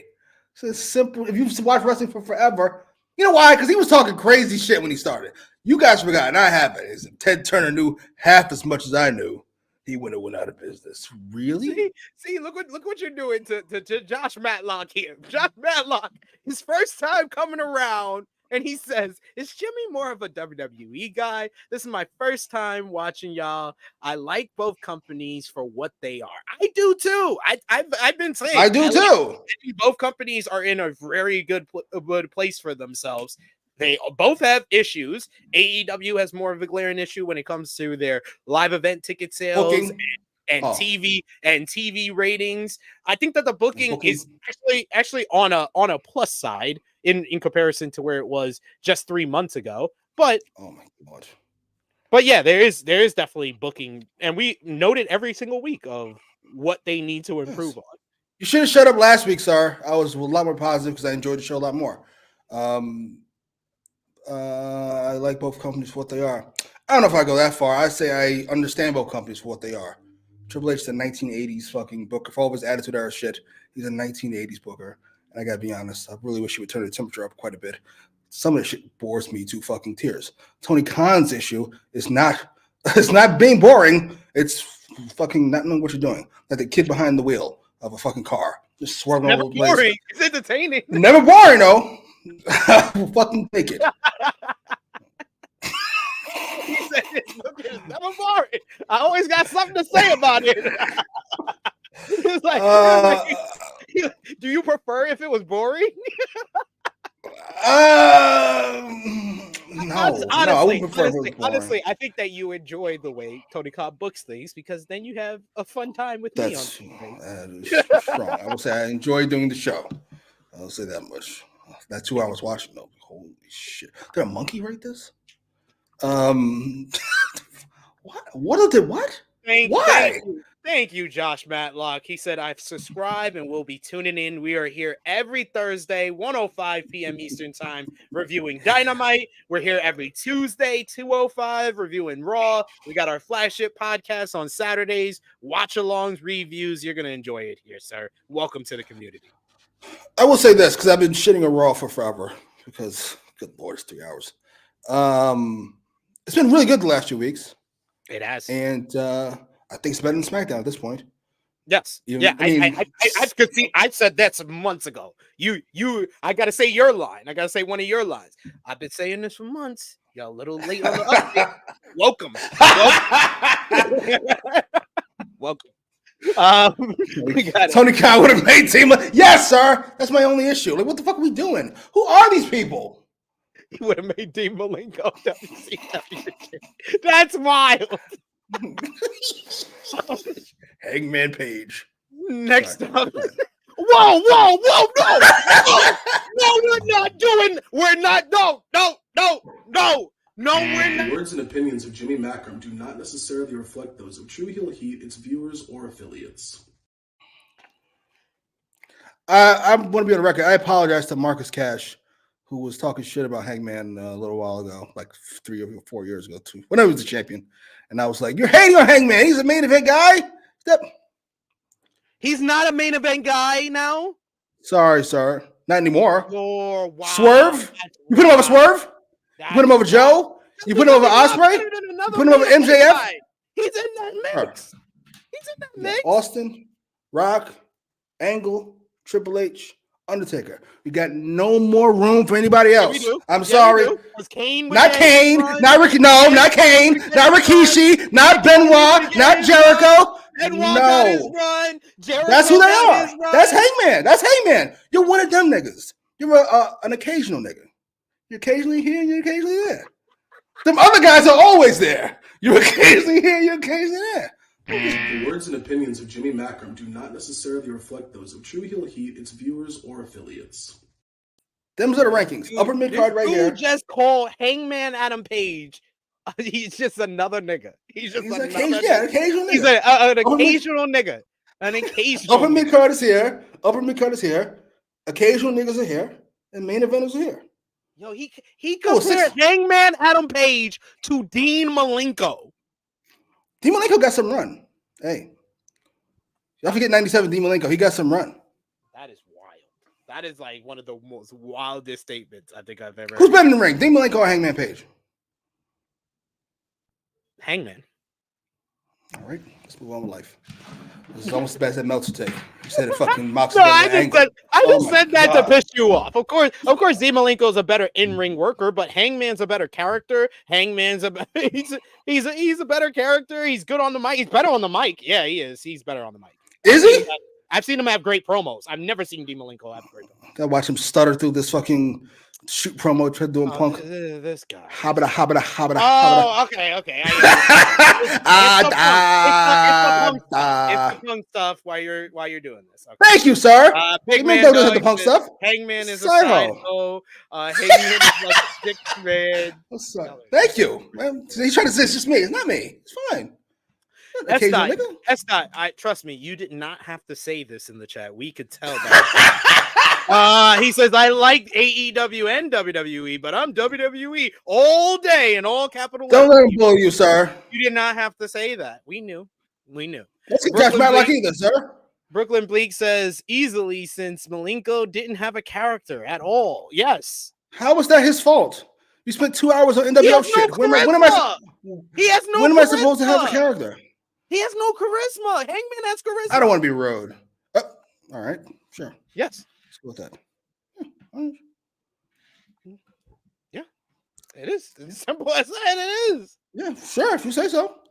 I just wonder where he beat up the Bucks. Timeless Tony Storm. I understand you have this vendetta against him because of CM Punk. Timeless Tony That's Storm. true. Moxley has a vendetta. I like John Moxley. And Mariah May teaming up against this is not fair. Let him lie on me. It's very rude. Just lying on my name. My friend, of all people, gonna sit here and lie on me. That's weird. I've had enemies lie on me before. Not a friend. That's wild. Friends like this, who needs enemies? Teaming up to face Deonna Purrazzo and Thunder Rosa, the TD time, as Thunder Rosa said in the promo.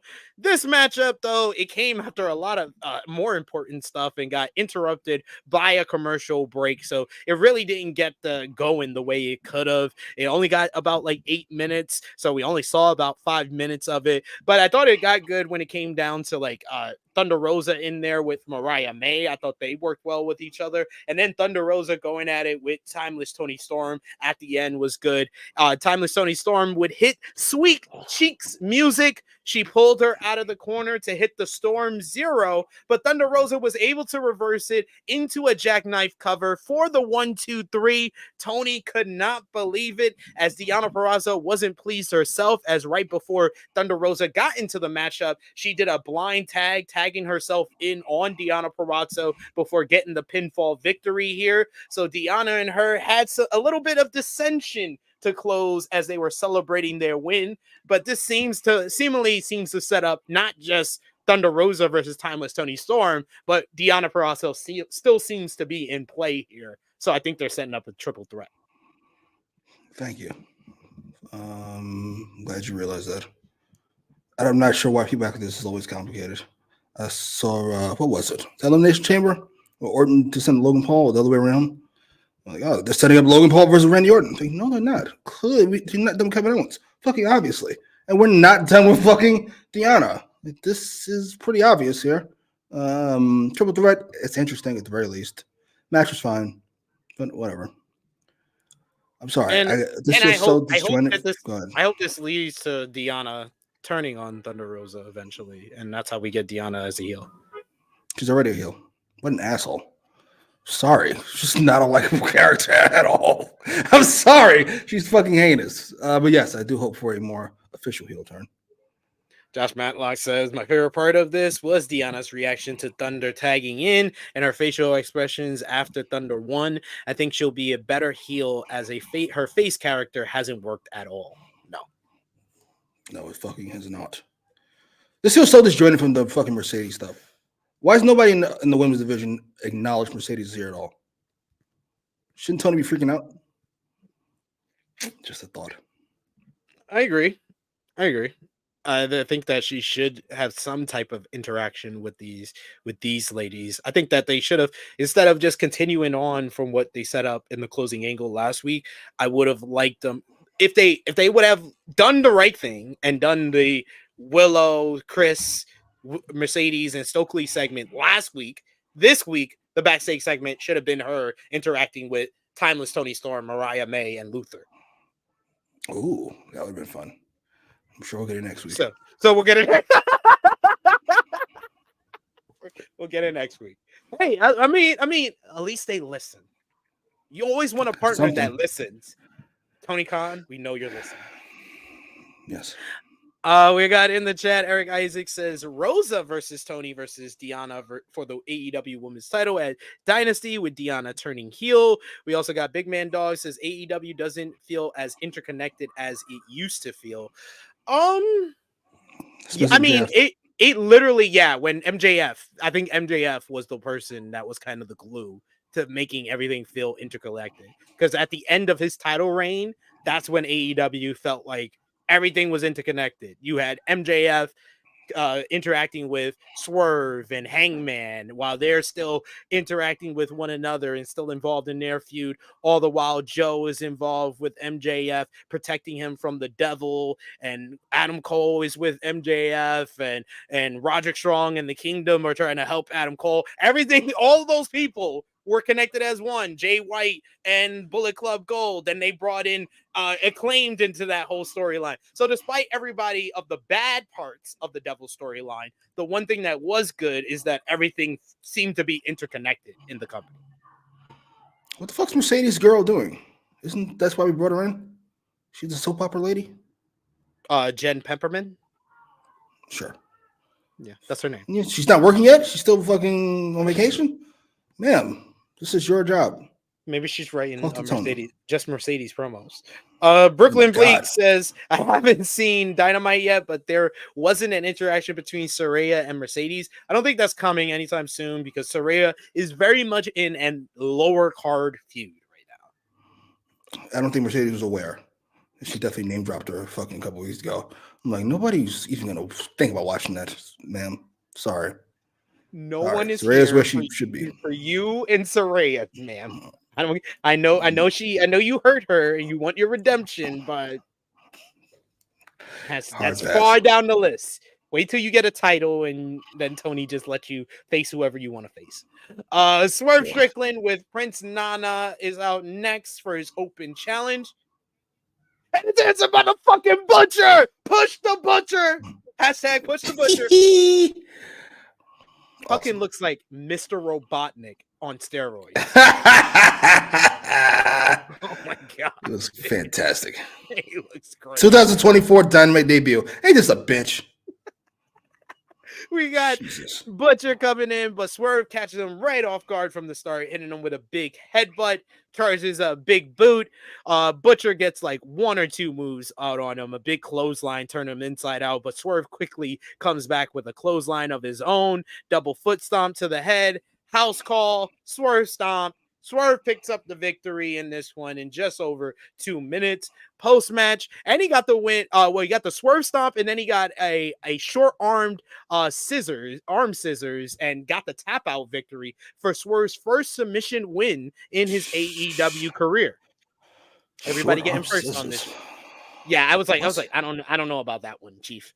But Strickland takes the mic post-match, and he says before he met Samoa Joe, he had nothing but respect for him. As he got to know Joe, he stopped liking him to the point where he's almost hating him. Every day he's thinking about wrapping a steel chain around Joe's neck and choking him out. But he has to realize that this chain he has isn't big enough for Joe's thick-ass neck. Strickland says he will take out everyone, including the security, in his path until Joe gives him what he wants. This brings out the AEW World Champion Samoa Joe, and he says what to do with someone like Strickland. Logic should dictate that he should ignore Swerve, who he beat at Revolution, whether he wants to admit it or not. Strickland still believes the impossible is possible, and he can box with God. The problem with that belief is that the fans will start believing they can be a champion too. He starts laughing. That is until Joe shows up, smashes you in the face, and takes everything you have. Joe said that he wants to do what he wants to do with Strickland is to give him exactly what he wants. He puts down the mic and he starts marching to the ring when Don Callis shows up on the stage to huge boos from his home country of Canada. Callis brings up how he and the Don Callis family's own Konosuke Takeshita have been looking at the records, and he noticed that Strickland and Takeshita have the same number of wins.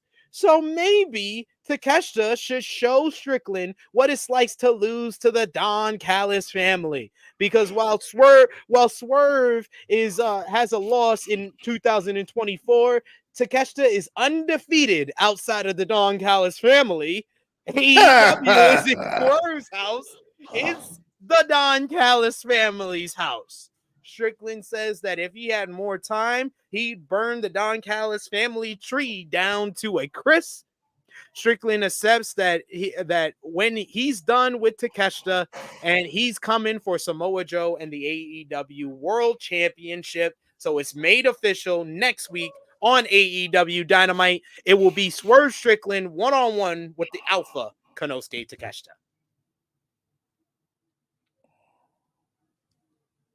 Any thoughts?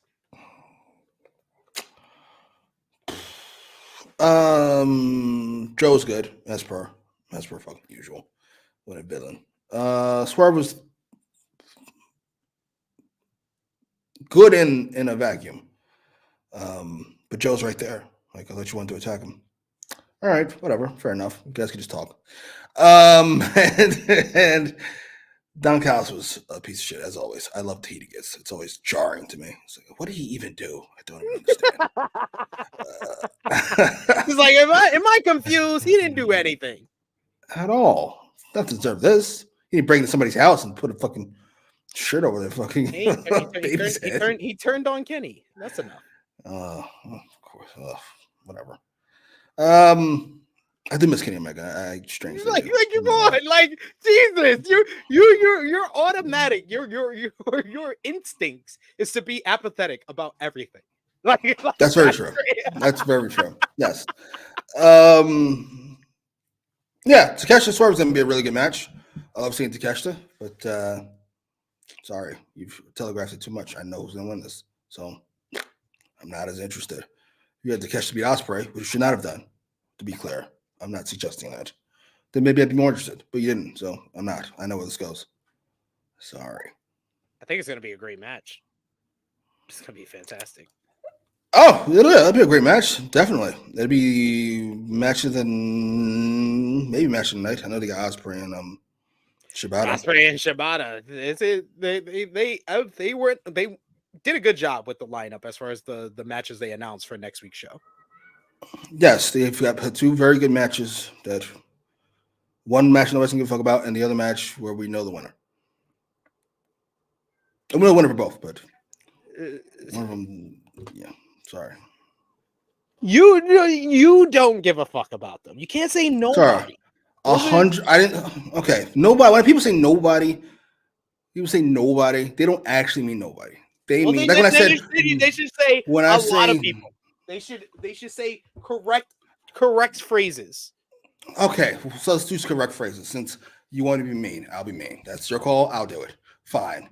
One is a match that nobody's gonna watch is not mean. I'll be specifically meaner. A match that 100,000 people will tune the fuck out for. When they see Ospreay and Shibata, 100,000 people change the channel. Wembley Stadium gets up and walks the fuck out.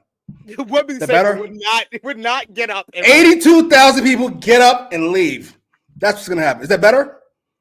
Is that better? Is that more, you want accuracy? Is that better? That's not accurate because they will not. 100,000 people say no, thank you, sir. A small country says no, thank you. A whole country says click. I want to be specific. He wants to be specific. I'll be specific. I'll be more accurate. How's that? Is that better? I'm here to help. Trey Jones says this match is going to be a banger. We also got Big Man Dogs who says Dark Knight Sonic Eggman. Talking about the Butcher. By the way, I do like that it was a short match. I love the Butcher, but if Swerve can beat up Undisputed Kingdom by himself, then one person is not that much of a struggle. Sorry. Yeah, I liked it. I like that they've been making Swerve look so strong after he wasn't the one that took the loss in the Revolution title match, but they've been very specific in making him look strong, like he did not take that loss at Revolution. Yes, it's been very well done. Iceland stands up and leaves. All of Iceland turns the channel. This guy's ridiculous. Stop putting Ospreay in these matches. It don't matter. Just let him talk. He's the new Rock. He's the new Austin. We just talk every week. That's it. And people enjoy it. We had our Dynamite main event. Adam Copeland going one-on-one with Christian Cage in an I Quit match for the TNT Championship. We get holy shit chants from the Toronto crowd to kick things off in the matchup. Copeland goes at it with Christian right at the start. Christian has a little bit of advantage, but Copeland avoids an early attack. He looks for a spear, but Cage is able to bail out to the floor. Things get physical very early on. We get the tables being brought out. We get weaponry getting thrown out. Both men fight into the crowd where they fight into the penalty box in the arena. There's two fans who have a Toronto Maple Leafs jersey and have a Pittsburgh Penguins jersey. This part was my favorite part of the entire matchup. As Copeland gets the Boston Bruins jersey, he puts it over Christian's head. He puts one arm in on Christian, and this motherfucker just puts the rest of the shirt on. Why did Christian just put the Penguins jersey on? And then Copeland grabs the Maple Leaf jersey. They start having a hockey fight in the penalty box before we go to commercial break. We come back to commercial break. They're fighting in the women's restroom. Christian Cage ran in there and Copeland ran after him. Both men made their way back to the ring where Copeland set up a ladder by the announce table and by where the timekeeper's table is at, sets it up as a bridge and does an edge-o-matic on the ladder bridge right to Christian's back. Christian sold that big time. He then puts the ladder in the ring and hangs it upside down with the rungs on the inside up and slams him down with a front suplex, just crushing Christian's ribs. Both of these guys were taking some really hard bumps in this one. We get a table set up on the outside by the barricade. Copeland goes to spear Christian through it, but Cage is able to leapfrog out of it. He pokes Copeland in the eye and then runs him into the ring post where Copeland is busted open. He then goes to the top rope, does a huge dive off the top rope, crashing Copeland through the table by the barricade. At this point, Copeland is busted open. We get both men back into the ring where both men go for a spear for a nice little double down as we go to another commercial break. We come back from a commercial break where Copeland throws Christian off the stage. He then finds a hockey net backstage and slams Christian on it and then throws him in it for the goal. As they're fighting up the entranceway, we get Mother Wayne coming out with a hockey stick. She low blows Copeland with the hockey stick. Christian then gets the advantage, takes advantage of this. He gets a steel chair. He's pulling out steel chair. He gets one steel chair. He slams it down because he has a special one made, a barbed wire steel chair, and he's going to look for the concerto. But Copeland is able to fight back. He locks on Christian. He uses the hockey stick over Christian's back, breaking it in half after Christian used the jagged edge into his throat at one point. He gets him into the grindhouse with the hockey stick in Christian's mouth until the patriarchy comes down.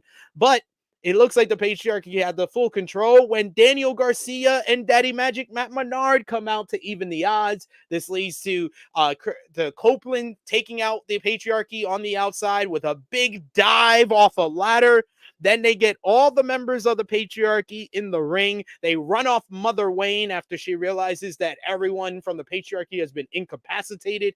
They handcuff Kill Switch to one corner, Nick Wayne to another corner, and then Christian finally to the corner. And then Copeland goes under the ring and he pulls out Spike, the spiked 2x4 that Mick Foley inspired him to make. He pulls it out, and after multiple kicks to the balls of Christian Cage, he then hits him right in the balls with the spike. Right there and there, my only nitpick of this matchup, Christian should have quit right after he hits him with the spike in his balls, because I think that is very poetic justice that everyone's favorite father has to say I quit after getting castrated in front of his kids. I think that would have been the perfect finish. But Christian doesn't say I quit. Copeland pulls back on the spike. It looks like he's about to murder his former best friend. So Christian Cage says I quit for Adam Copeland to become the new and two-time TNT champion. Great matchup. The Toronto crowd was eating this all up. They loved the shit out of this. This got the biggest response of the night. Christian and Copeland were treated like this was the most important thing on the night, and that's how it concluded, as Copeland got the big celebration afterwards. We get a little tease that Daniel Garcia has some unfinished business with Adam Copeland, and then Copeland flips off Christian Cage, gets one little final send-off for the Toronto crowd. They absolutely loved this, and so did I. I thought this was an excellent match to end the Dynamite portion of the show. What's excellent mean? What's the star rating on excellent? Why do you want me to give away what I give away on Twitter every week? You know, It's a preview. It's a fucking taste of what they can be ready to. Where will you be at? 3 stars for this, right? You're at. I only do a star rating if I have to. Otherwise, I don't particularly care. But I am curious. What did you think about the match, Jim? Okay, so you're not gonna answer the question. Fair enough. I will after you answer the first question that I asked. What did you think about the match? I asked you a question.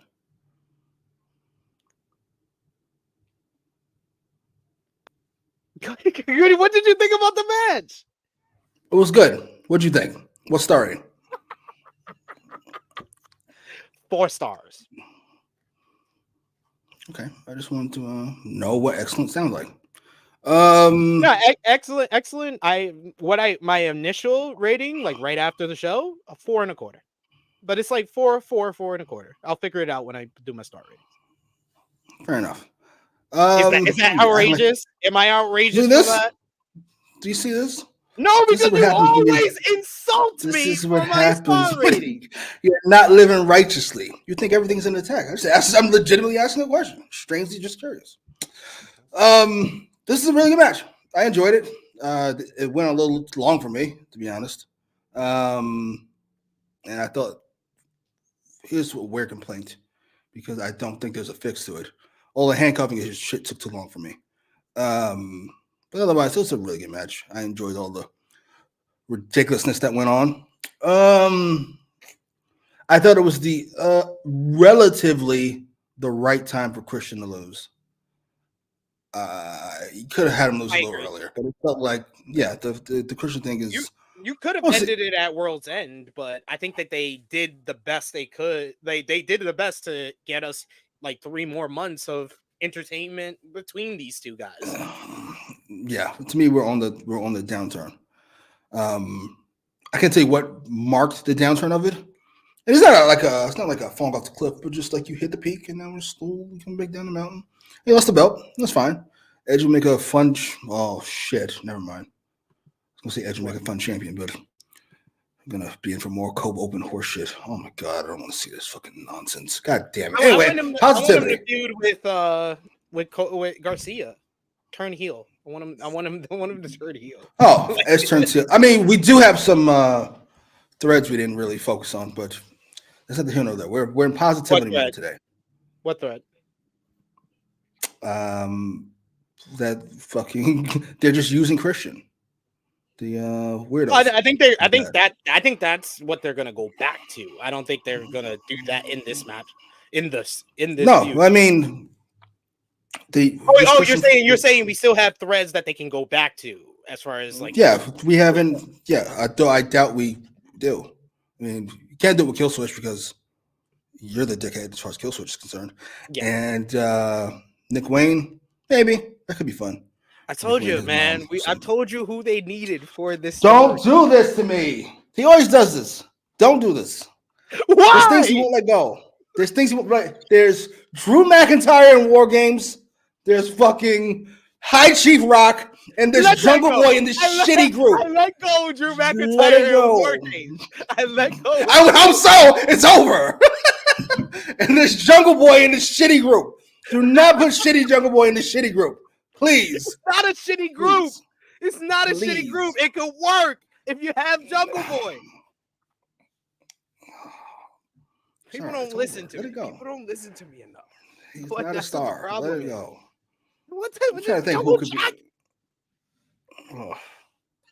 Oh. He gave you his Christian impression when he first turned heel. It was heinous. Anyway, this match is really good. I thought the feud was really good. I think it's a notch, in AEW's belt. Like, it's a win overall. Yeah. This is the end of the feud, which it should be. You could say this was a good storyline we did. Yeah, definitely. Definitely agree. They got 6 months out of it. That's a long goddamn time. That's a long time for guys that have been like associated with each other for 40 years. Heinous. No, we're done forever. We got Louis who says 3-star match, 5-star fuckery. We also got Trey Jones who says 4 stars max. We got Ace who says this match was really good, 4 stars. We also got Annika who says Papa Christian our forever TNT champion, the greatest TNT. It's not even like it. There's no debate. Cody, Miro, y'all got to get behind Christian Cage now. You know, they'll still tell me it's Brody Lee. Love Brody Lee, but no. Sorry. Brody Lee, yeah, you got to get in line. You got to get in line, my friend. Christian Cage. It's simple. It is what it is. Cage. I see. Thank you, Ace. Thank you. Thank you, Trey Jones. I agree. Oh, my God. What is with you people? If he wasn't in some dusty-ass House of Torture. He's dusty. You telling me him being in House of Torture is better than being in the Patriarchy? Him being in House of Torture is where he belongs. Average people belong in average things. Ruining Christian's stew he's got going on over here. He's a star. He doesn't have to deal with Jack Perry. What the fuck? Let it go. Look at this love you guys have with Jack Perry. I just want to see him succeed. Why can't I want him to succeed? Why? I want to give him a chance to succeed. Why? Because I used to watch 90210. His dad was great. Yeah, his dad earned it. had great matches. He's had great matches. Nepo baby. He's shown talent. He's a Nepo baby. Yes, he has. And then what happened? He turned heel. And then what happened? It's the worst, the worst the fans turned on the Rock promo ever. It's sunk. It was fucking heinous. You keep telling me how bad the Jack Perry promo was, and you don't have to tell me because it was.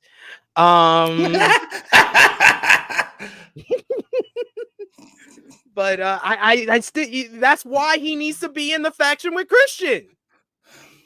I'm already training one bum. I got to train another bum. How many bums do I have to train? Why is Nick Wayne a bum now? Why is he's Nick not a? Wayne He is. Well, he's a bum because he's 18. Doesn't know what he's doing yet.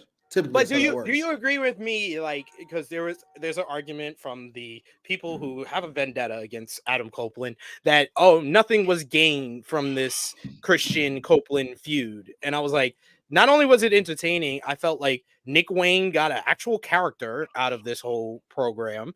Killswitch has kind of his entryway if he wanted to become a babyface out of this whole program and then Mother Wayne was introduced as a character in general. Like the patriarchy was really helped by this whole program. I'm gonna need you to back me up, King Potato.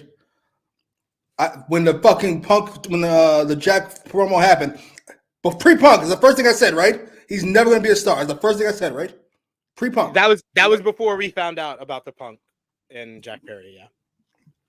Right away, because I know shit when I say no, it's not the same as Hangman. The Hangman thing only became because of Punk. He's a great guy. What do you want from me? But you never had anything negative to say, like the feelings you feel now. I said he's a great guy. He's a good upper mid card guy. Top of the upper mid card. That's ridiculous. He's the main event. He's the same as Swerve and MJF and Joe and Ospreay. Right. He's the main eventer. He's on their level. Moxley. He's on their level. Stop. Oh my stop. Anyway, the whole point, we were talking about something else. I'm gonna keep it together. We put Ospreay and Hangman in the same sentence. Yep. Oh my God. Have you watched more Ospreay than me, and then you think what's up? You could be on the same level, like you're above. No, you can't. 90, but one guy is 99, and you're just a 90. That's the same level. No, you're just the guy. You're on the 90 level. You're on the 90 level. I wasn't done. We were talking about something else you fucking said about Edge and Christian. And these silly arguments about you gaining nothing. Like the journey is the gaining.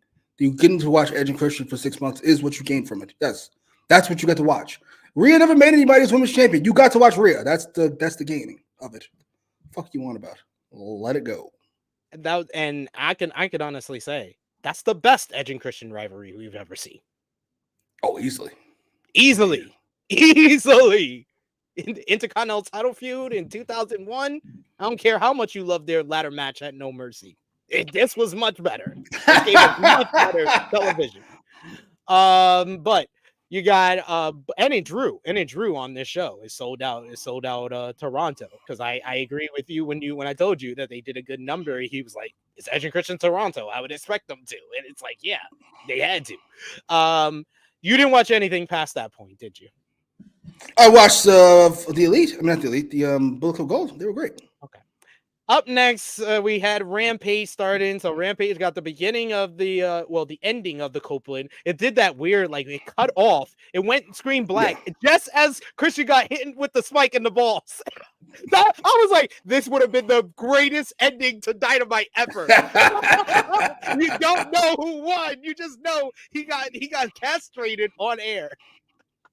But as we see Copeland celebrating, then they cut to earlier today, a pre-tape bit with Bullet Club Gold, who is in Florida at Switchblade's vacation home. They're enjoying a vacation as a reward for saving Darby Allin's life. The Guns talk about how the Acclaim should have saw this coming, and how especially Billy Gunn should have saw this coming. He was like, "How many times do we have to turn on you, Dad?" And then you get Switchblade with a great 1 minute promo. I don't know if you peeped it though. Did you peep Jimmy Juice in the background? I did not. Juice was there. Juice walked. It was. I think it was purposely done as like an Easter egg. But there was someone walking in the back with the hat that Juice always wears, and he just walks by. We never saw him come into the shot. So I was like, oh, they did that as like an Easter egg that Juice is on his way back. Cool. Awesome. So Jay White talks about how he took out Darby last week and how he saved Darby Allin's life. He says, you can always climb Mount Everest again. I know you're going to work real hard to do it next year. He was like, but maybe you can do it next year or the year after, however long it takes you to walk again. And as you see, we made a little adjustments, a little repainting of Sting's old bat. And now it is all gold. He says that the Guns are ready to retire their father, and they're ready to get AEW Trios gold. And we end the segment with Darby from Everest coming down the water slide.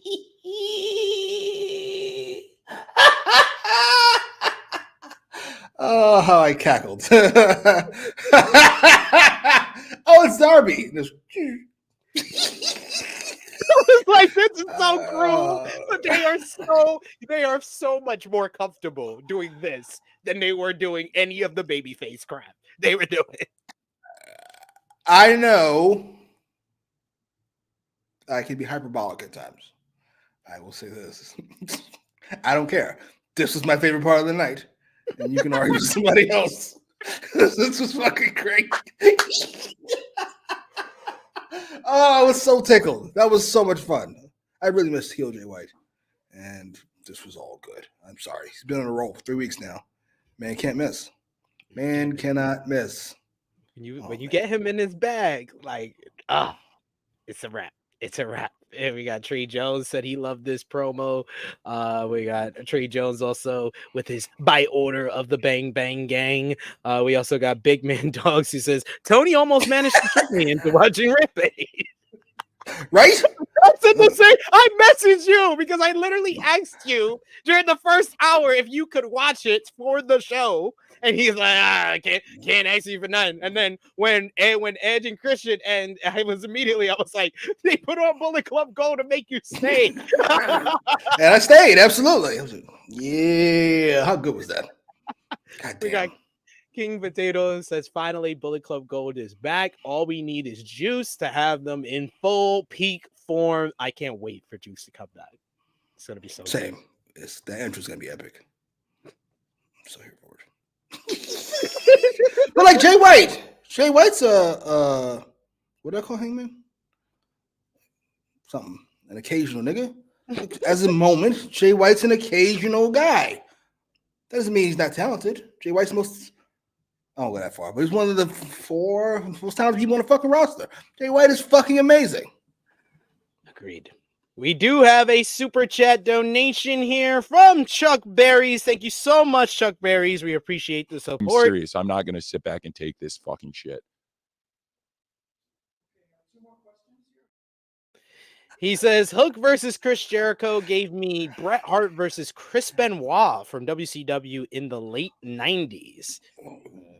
I think that you could have seen more of that if Jericho was even just like 3 years younger. 3. If he was like 2020, even 2022. Remember when he was having great matches with the Ring of Honor world title for no reason? That was 2 years ago. That was 2 years ago, though. That was 2 years ago. What happened? Wait, he looks like he's put on some weight. Yeah. And he's moving slow. Everything that he used to do, he just does a lot slower. Like there was one point that I was like, damn, you're just so much slow. You just don't do the same things as fast as you used to. That's the issue. And like it was one instance, it was when I think he did the reversal into the walls of Jericho, and I was like, this looks so fucking clunky. It looks so funny. So smooth. It used to look always so smooth. Even 2 years ago, it looked so smooth, and now it just looked really clunky. I don't know what you do with Chris Jericho, like at all. I mean, you pay him too much for him to just be a talker. I don't know. I feel bad. I don't feel bad. They both deserve it. Jericho and Tony Khan both deserve whatever happens to them. But I do want it's a weird thing. I want AEW to succeed, but I want Tony Khan to fail. Can those two things happen at the same time? Is that possible? Could that work? If he sold it, I guess it could work. I hate you so much. The words and opinions of Jimmy Macram do not necessarily reflect those of True Heel Heat, its viewers, or affiliates. Yeah, I don't know. Find something for Chris to do. You literally said things that people who like WWE but hate Vince McMahon, and your reasoning is not the reason that people should have said that about Vince, 5 years ago. It's your reasoning. I mean, yeah, your reasoning is what people should have said. They hated Vince McMahon and wanted to see him fail and wanted WWE to succeed. So the only way to do that is Vince being gone. They should have said that 5 years ago because his booking was horrible. They're now saying it because he did terrible, terrible things. And you're talking the same way about Tony Khan. Yes, because terrible, terrible things that Vince did don't affect me. Terrible, terrible things Tony Khan does affects me every week. Every fucking week. I should be freed. Where's my lawsuit? When do I get to sue for the things being done to me? I get shit on my head on a weekly basis and nobody cares. Oh, well. Whatever. You got the WWE fan. He's very happy right now. Don't see how they marginalize you. You see that? Cool. See how they marginalize you, sir? It's all right. That's not Jack. That's not Jack. He's cool. He the one that said it. I ain't be like, oh, you're just a WWE fan from the beginning. I waited until he admitted it. He admitted it. So I mean, it's fine. Listen. Yeah, it is. He watches AEW. He watches the show. What more do you want from him? You want to support wrestling? He's supporting. That's why I said I'm not gonna bash him. He's watching the product and he's bashing it because he watched it. You are a lot better than Ice Cube's son. Oh my God! Leave Ice Cube's son alone. Ice Cube's son was correct. He might not have known he was correct, but he was correct, and that's all that matters. Get out of here! Shut up! All that matters. You might have not known he's correct. Get out of here! Stop it! Hey, if I get a multiple choice test and I fucking circle fucking C, and it turns out you see, I'm right. No. Takes and opinions don't work like multiple choice. I'm right. No. I'm right. No, you're not going to do that. Got your back, Ice Cube, son. He insulted my intelligence, and now you are. Renee Paquette is on the stage, and she brings out the Acclaim, 2/3 of the AEW Trios champions, in front of the live crowd to retort to the Bullet Club Gold. Billy Gunn was not cleared to travel after getting jumped by Bullet Club Gold. Caster got the ass voice chant going. I don't care what Caster says. But Anthony Bowens had the better of these promos because he came off like a fired up babyface. He was very passionate, told the fans to get behind him. If they're with the Acclaim, put their scissors up and then put one finger down and show Bullet Club Gold what they think about them. And if they are willing to show up next week, they'll be waiting for them. I have a question because I didn't watch it because they claimed I stopped caring about them for 3 years now. Yeah. How was the crowd reacting to these two? They were good. They were behind them. Fucking gross. I think that was. I took it more with the crowd being behind them, and then anytime they mentioned Bullet Club Gold, they got heat. That the angle last week worked more than the Acclaim being over. I was like, oh, the angle last week worked because whenever they mentioned Jay White or Bullet Club Gold, the fans booed. They reacted properly to Jericho, which was this kind of apathy. No, they booed him too, even though it's in Canada. That was sad. That's sad to hear Jericho booed in Canada. It's like, what the fuck's going on here? It's over, sir. Take a break. That's why I said. That's also why I said I don't care what Matt Caster said because the fans didn't either. Yeah, they reacted when the Elite had the trios titles, and when the House of Black had the trios titles, and now it's these guys. Well, we had our fun, I guess. How long have you been champions? I feel like forever. Since Wembley. What the fuck? Oh, new take, by the way. Hot take? Maybe. This is more of a WWE problem. but I have no way to complain about that except here. Too many long reigning champions. Long reigns aren't impressive if everybody holds the belt for forever. Sorry. Roman and Gunther and Rhea and who am I missing? I was not the big. Oh, fucking Judgment Day. Too many long reigning ass champions. Judgment Day only had the title since October, I think. Oh my god, it's fucking heinous. Enough. Too many. Not impressive if everybody can do it. Sorry. We got King Potato who says Bowens had to resort to their catchphrases to get the crowd back into it. That's what I said. I took it more as the crowd was responding and reacting to Bullet Club Gold and what they did last week more than they were responding to the Acclaimed. And Seth, forgot about much like everybody else. I forgot about Seth. Sorry. Seth too. He said much like everybody else. I forgot about Seth. Oh, damn. Roman, Gunther, and Seth. There you go. They got too many. There you go, Seth. Yeah, I just remembered that Seth had his title since May. For what? For what? For what? Oh, I'm elevating Monday Night Raw. I gave Monday Night Raw champion. Did you? You're the second most important world champion in the company. You're the second most important male champion on your own brand. You're the second most important fucking world champion on your show. You're the second most important person in your house. You're the second biggest star in your family. It's not that close either. Sorry, you're the second biggest star in your bed. All right. All right, let's get on it.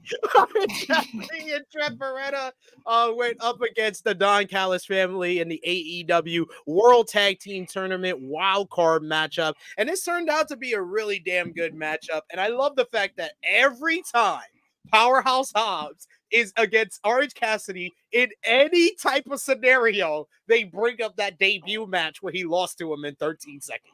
And I love the fact that Hobbs' character work was great in this matchup in that he kept avoiding the orange punch. Like, he's very aware of that fact of that debut matchup. So he was interacting with Orange very well, dominating him throughout and really kind of the dominating force in this matchup. I like the kind of the psychology behind Don Callis putting Kyle Fletcher out there, being that he's a tag team expert and that he does well with another big man and Mark Davis. So he puts him with Powerhouse Hobbs here. But in the end, it was the experience of the best friends, Trent Beretta and Orange Cassidy, that pulled out the win, with Orange Cassidy hitting the orange punch on Kyle Fletcher to pick up the victory as the best friends move on in the AEW World Tag Team Title Tournament. What do you think? Best friends versus Undisputed Kingdom in the next round of the AEW. I'd release everybody in that match. They don't get released. Powerhouse Hobbs? No, not this match. In that Undisputed Kingdom match. Oh, okay. Taven? Come on, Taven. Taven earned his check in that orange match. Jesus fucking Christ. No, they all get sent to ROH. Sorry. Banished to ROH. Did you mute yourself? I just heard you and then I didn't hear you. I was like, what's going on? Are you okay? Yeah, I match because I didn't watch Rampage, obviously. But yeah, Kyle Fletcher lost. I'm glad we put all that work in. Glad we fucking dirtied up Ospreay to get this guy over. I'm never entirely sure why we did it. That's how the fact that fucking Tony kind of likes wrestling.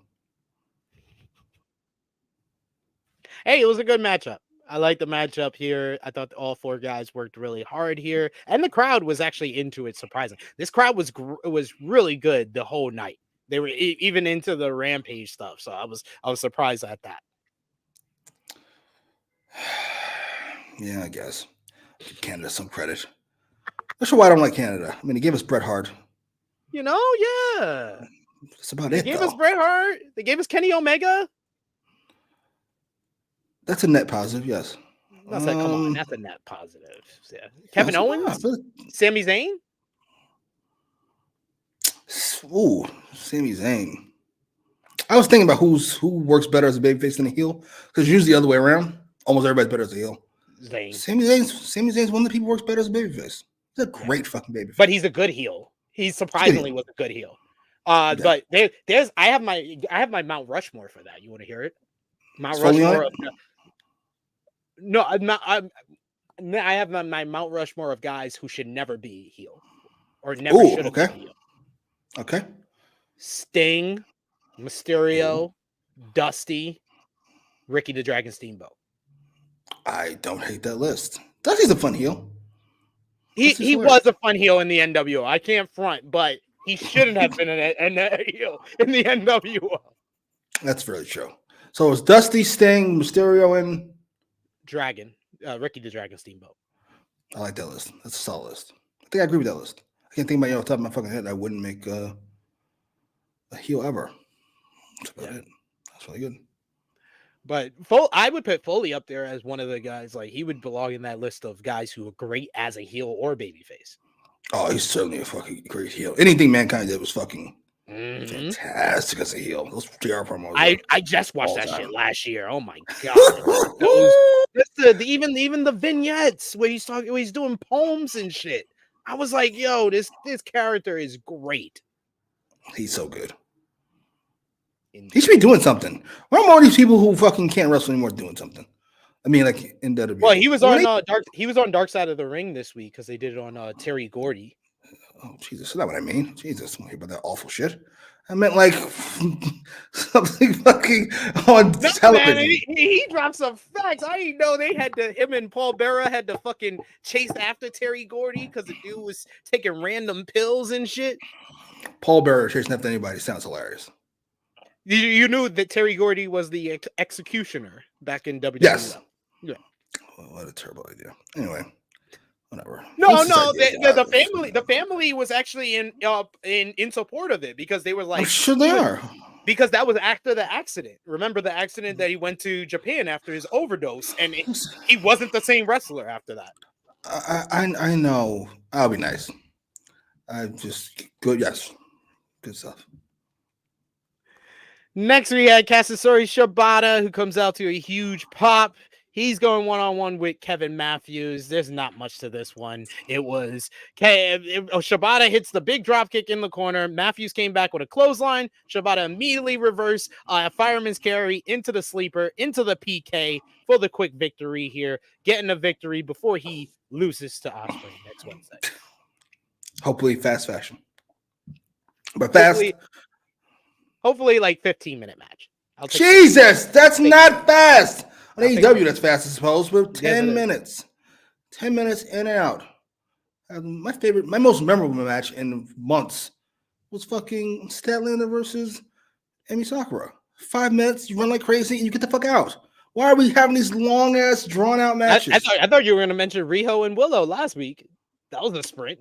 That was less than 10 minutes. Yeah, am I a hypocrite for not slamming Riho and Willow for losing 100,000 people like I am for Kyle Fletcher? Maybe, but I am not trashing Willow ever. Sorry. Lucky I mentioned it. That doesn't work for you, brother. Doesn't work for me, brother. We got King Potato who says Mick Foley is a gem to the wrestling world. Unbelievable performer all around. I agree 100%. Mick Foley is not appreciated enough. Let him do something. I'm not sure what he could do in WTV, but let him do something. Come AEW do something. I don't know. Hey, Copeland already mentioned him on Collision, so why not? Ooh, yeah. That was his promo to explain Spike, that he said he was on the phone with someone who has in the past reminded him of how crazy a bastard that he is. And he had Barbie in the past. He had talked to another crazy bastard who had Janice, so I created Spike. Aww.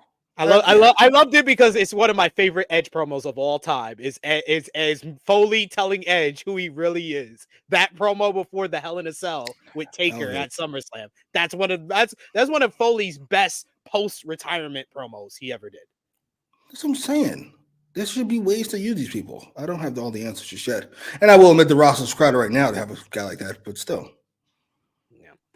Next, you have Konosuke Takeshita going one-on-one with Rocky Romero. This turned out to be a good matchup. Rocky early on hits a hard slap on Takeshita, catches him with a step-up Rana. Takeshita catches Romero with a sit-out Death Valley driver, then a drop kick. We come back from commercial break. Romero reverses a top rope maneuver into an avalanche. He reverses the avalanche back suplex into a sliced bread off the top rope. Romero hit a pair of dives to the floor, but the third one, Takeshita catches him, but Romero is able to escape. Takeshita goes for a forearm, but Romero ducks and he hits the post. But eventually, Takeshita just overwhelms him with big time offense. He does the big crunchy into a Blue Thunder bomb for a near fall. Romero mounts another. Huh? What? You said a near fall. A crunchy into the Blue Thunder bomb for a near fall. And then he hits Rocky Romero. Oh my his God. new finisher, which is the spinning Falcon Arrow, which looks so fucking dangerous the way he hits it. And he hits it like he has no control of how fast he goes, especially when he hits it on someone small like Romero here for Takeshita to pick up the victory. This was a really good match. What do you think about Takeshita going 8 minutes 52 seconds with Rocky Romero? It was less than 10. That's less than 10, but more than we needed. Cut 3 minutes off this, and we're cooking with grease. But 3 minutes is the commercial. They had a commercial. We shouldn't have one. We shouldn't have one. Or have it end during the commercial. I've always liked that. WCWS. You should have seen it. This shit was awesome. Oh well. Listen, I'm sorry. Stars should be not stars, especially if they're, I don't know, 5'8". I'm giving Rocky 5'8". 7 inches taller than he is. Come on, man. Knock it off. Squash. Let's move on with life. And then finally, a Rampage main event was Sky Blue and Julia Hart versus Willow Nightingale and Chris Statlander. You didn't watch this as well, I assume. No, love Willow. This one actually delivered. This delivered big time. We get a brawl early on. Statlander is working too over there. No, yeah. Oh, yes. Oh, yeah. But that butt would not go away unscarred in this matchup. The babyfaces have chairs and the heels have kendo sticks. That doesn't go too well for Hart and Blue. Hart gets wedgied in a chair. Then we get she puts her in the chair, and then Statlander gives her a backbreaker as she was wedgied inside of a chair. Then Nightingale hit a big sliding boot. Nightingale got a table from under the ring, but then Julia Hart and Sky Blue took advantage. They got a spike from under the ring, but Statlander was able to duck, and she stabbed Sky Blue right in the forehead. During the split screen, we get Statlander and Hart crashing through a table in the corner. Then we come back from commercial break. The crowd is going wild. We get "This is awesome" chants as Nightingale slams Blue on the floor. Nightingale tries to set up Blue for a power bomb on the commentary table, but Blue reverses into a Code Blue on the damn commentary table. I did see that. That was clean. That did not break at all. Just watch the highlights from this match. This is a highlight reel of a damn matchup. You get Blue. She comes into the ring. She pulls out a bag of thumbtacks. Chris Statlander pulls out a bag of her own.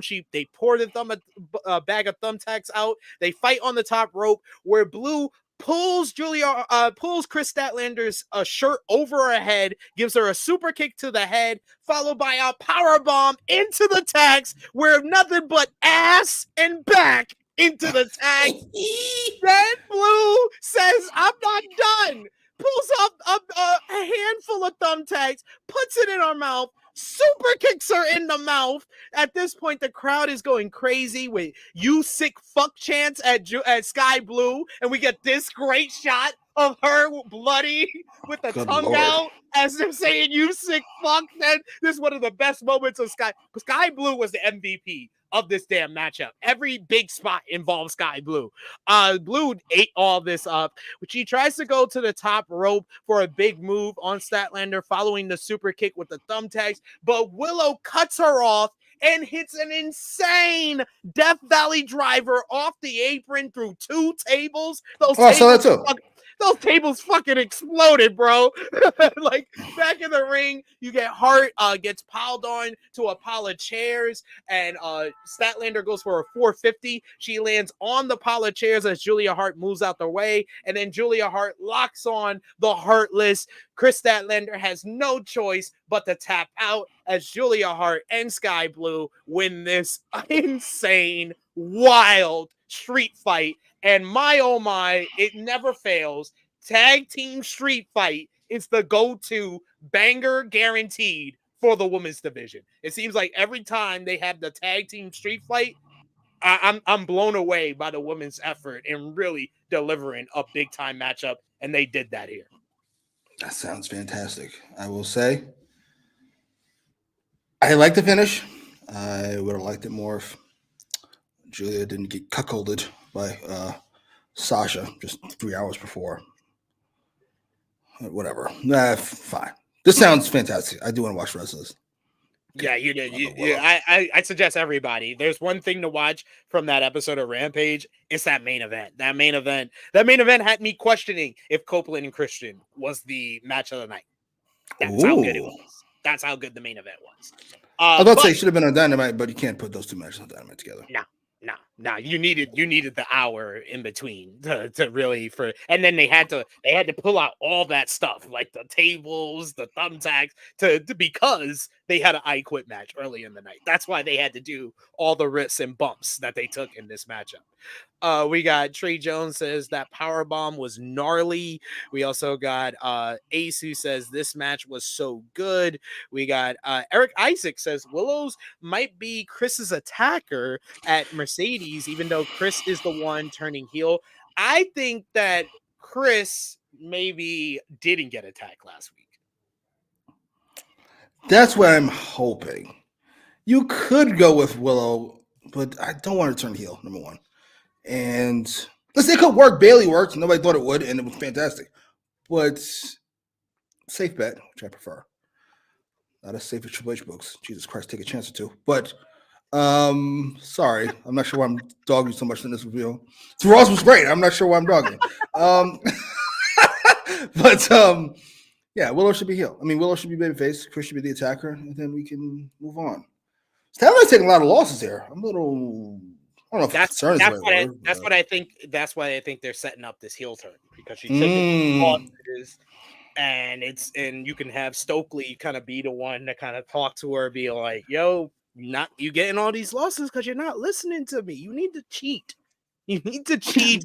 We got to get this shit done." I'm sold. Yes. Oh yeah, Willow's great. Willow's just great in these no DQ matches, man. She just puts it all out there. She's just gonna put her body on the line and put her opponent's body on the line. Anna Jay, when was the Owen Hart tournament? Last July. Jesus, so long ago. All right, so this push is coming a little bit late, but I am glad it's finally fucking come. Absolutely. But let us know in the live chat, out of 10, what did you give Dynamite? Out of 10, what did you give Rampage? Thumbs up, thumbs down, thumbs in the middle for Dynamite and for Rampage. And what did you give Match of the Night for Dynamite? Match of the Night for Rampage? MVP, LVP for both shows as well. For me and Jimmy, for the March 20th, 2024 edition of AEW Dynamite. Thumbs up, thumbs down, thumbs in the middle in 3, 2, 1. Thumbs up across the board from both of us. Jimmy, what did you give the show out of 10? 7. It's a decent show. Not the 8.5 from last week or the 8 from the week before, but it was here. Too many repeats for me to say I love. I'm going to go 7.5 out of 10 because I really enjoyed Copeland and Christian. I did enjoy Okada in Kingston, mainly for Okada, but I still enjoyed it. The Ospreay promo was great, and I like the setup for next week's show with the two big matches, as well as they also announced Young Bucks versus Private Party in the AEW World Tag Team Title Tournament for next week's Dynamite as well. And I'll just do this part. Thumbs up, thumbs down, thumbs in the middle for Rampage. Thumbs up for me for that. Out of 10 for Rampage. I'm actually going to go higher for Rampage this week. 8 out of 10 for Rampage. Jimmy, Jesus. What was your match of the night for Dynamite? Match of the night, fantastic match, was the Will Ospreay promo. You can give him MVP. Match of the night. MVP. Come on. Answer the question. Come on. Why are you doing this to me, Skip? Yes, I'm protesting against these you guys' fetishizing of matches over things that actually move people. Stop protest like Palestine. It's on the same level of importance. Match of the night. match of the night is Copeland and Christian, the I Quit match. MVP, Jimmy. I don't want to give it to Ospreay. Of the night? That's why you should have. And I'll tell you why. Of the night, it's a very upward. I'm going to say it's Jay White. Jay White. Because I never cackled so hard as I did during that fucking promo. But Book of Gold as a whole, I gotta give the other two some credit here. They were funny. What a comment. Luis says Okada MVP reaching Sarah J levels of facials. Jesus fucking Christ. That hit too well. That hit too well, Luis. Yeah, But I agree with you. My MVP for Dynamite is Okada and Ospreay. Okada for winning the AEW Continental Championship, having a good match with Eddie, and his facial expressions were top notch. And Ospreay for just, once again, great promo and feeling like the top star that he is. LVP. LVP. Too small for me, bruv. Star in Japan, like you want it to be. This nigga. LVP for the show. I'm not. Shit, I wanted to give it the fucking Sky Blue and Julia after the Mercedes thing, but they redeemed themselves apparently in the main event of Rampage. I'm gonna give it to Jericho, I guess. I feel bad. Let's give it to Jericho over and over again. Like, come on. We're gonna sir. The Chris Jericho, the Chris Irvine award goes to Chris Jericho. Jesus. I agree. LVP, Chris Jericho. And LVP for the Rampage portion of the show, Kevin Matthews, the guy who got squashed by Shibata in a minute. And MVP for Rampage, Switchblade Jay White for that promo. And match of the night, the main event street fight with Julia Sky versus Willow and Statlander. Go out of your way to watch it if you didn't watch Rampage. That is much watch. We got Ace in the chat who says Dynamite match of the night, I Quit matchup, Rampage match of the night, the street fight. We got Trey Jones who says LVP is Max Caster for Rampage. I can't argue with you there. Oh, you turned on Max Caster? Not mad at it. Welcome. Jimmy, let the people know where they can follow you on social media after this long show. Yeah. I mean, on Twitter, I guess. / Jimmy Macram. Keep it short and sweet. I'm not that interested. Care my own thoughts more than yours. But if you have something interesting to say, maybe I'll fucking do something with it. I don't know. God damn, sir. Like, you have no remorse. There's just no remorse in you. You just don't care for people. It's just not interesting. You guys are great, but like usually these takes are heinous. Can you believe what Dave Meltzer said? He said, like, why are you following Dave Meltzer? Ugh. Fuck, this is 1998? He's like, I have no sympathy for you. You're following me. Why would you do that? You can follow me on the Twitter machine at TrueHillSB3. Follow the gang, Facebook, Twitter, Instagram, TikTok at True Hill Heat. Patreon.com/True Hill Heat. $3 a month gets you exclusive content. The True Hill Heat Prediction Championship, plus much more. We got our merchandise at foryourwear.com/store/True Hill Heat, as well as ProWrestlingTees.com/True Heels. Get your merchandise before WrestleMania season, and go over and subscribe to the True Hill Heat Sports and Entertainment channel, as we just started our entertainment side of the channel. You can check out our everything you need to know before Marvel Studios X-Men 97. The show premiered yesterday, so you go watch the first two shows. But before you do that, watch everything you need to know about the upcoming season. And we got another one dropping this week, as me and Chris G sat down and broke down a tier ranking list for every single character from the original Power series. Ghost, Tommy, Kanan, Tariq. We break it all down. Check it out. Our character tier list dropping over on True Hill Heat Sports and Entertainment. Check out the Dark Side of the Ring Terry Gordy review that me and Chrissy Love did. And I will be back with you tomorrow for our NJPW New Japan Cup final review with Sanal. So join us live for that one. For Jimmy Macram, it is me, your True Hill Phenom, SP3. This has been AEWramble, episode 138, Quit to Cope. we are signing off until next time.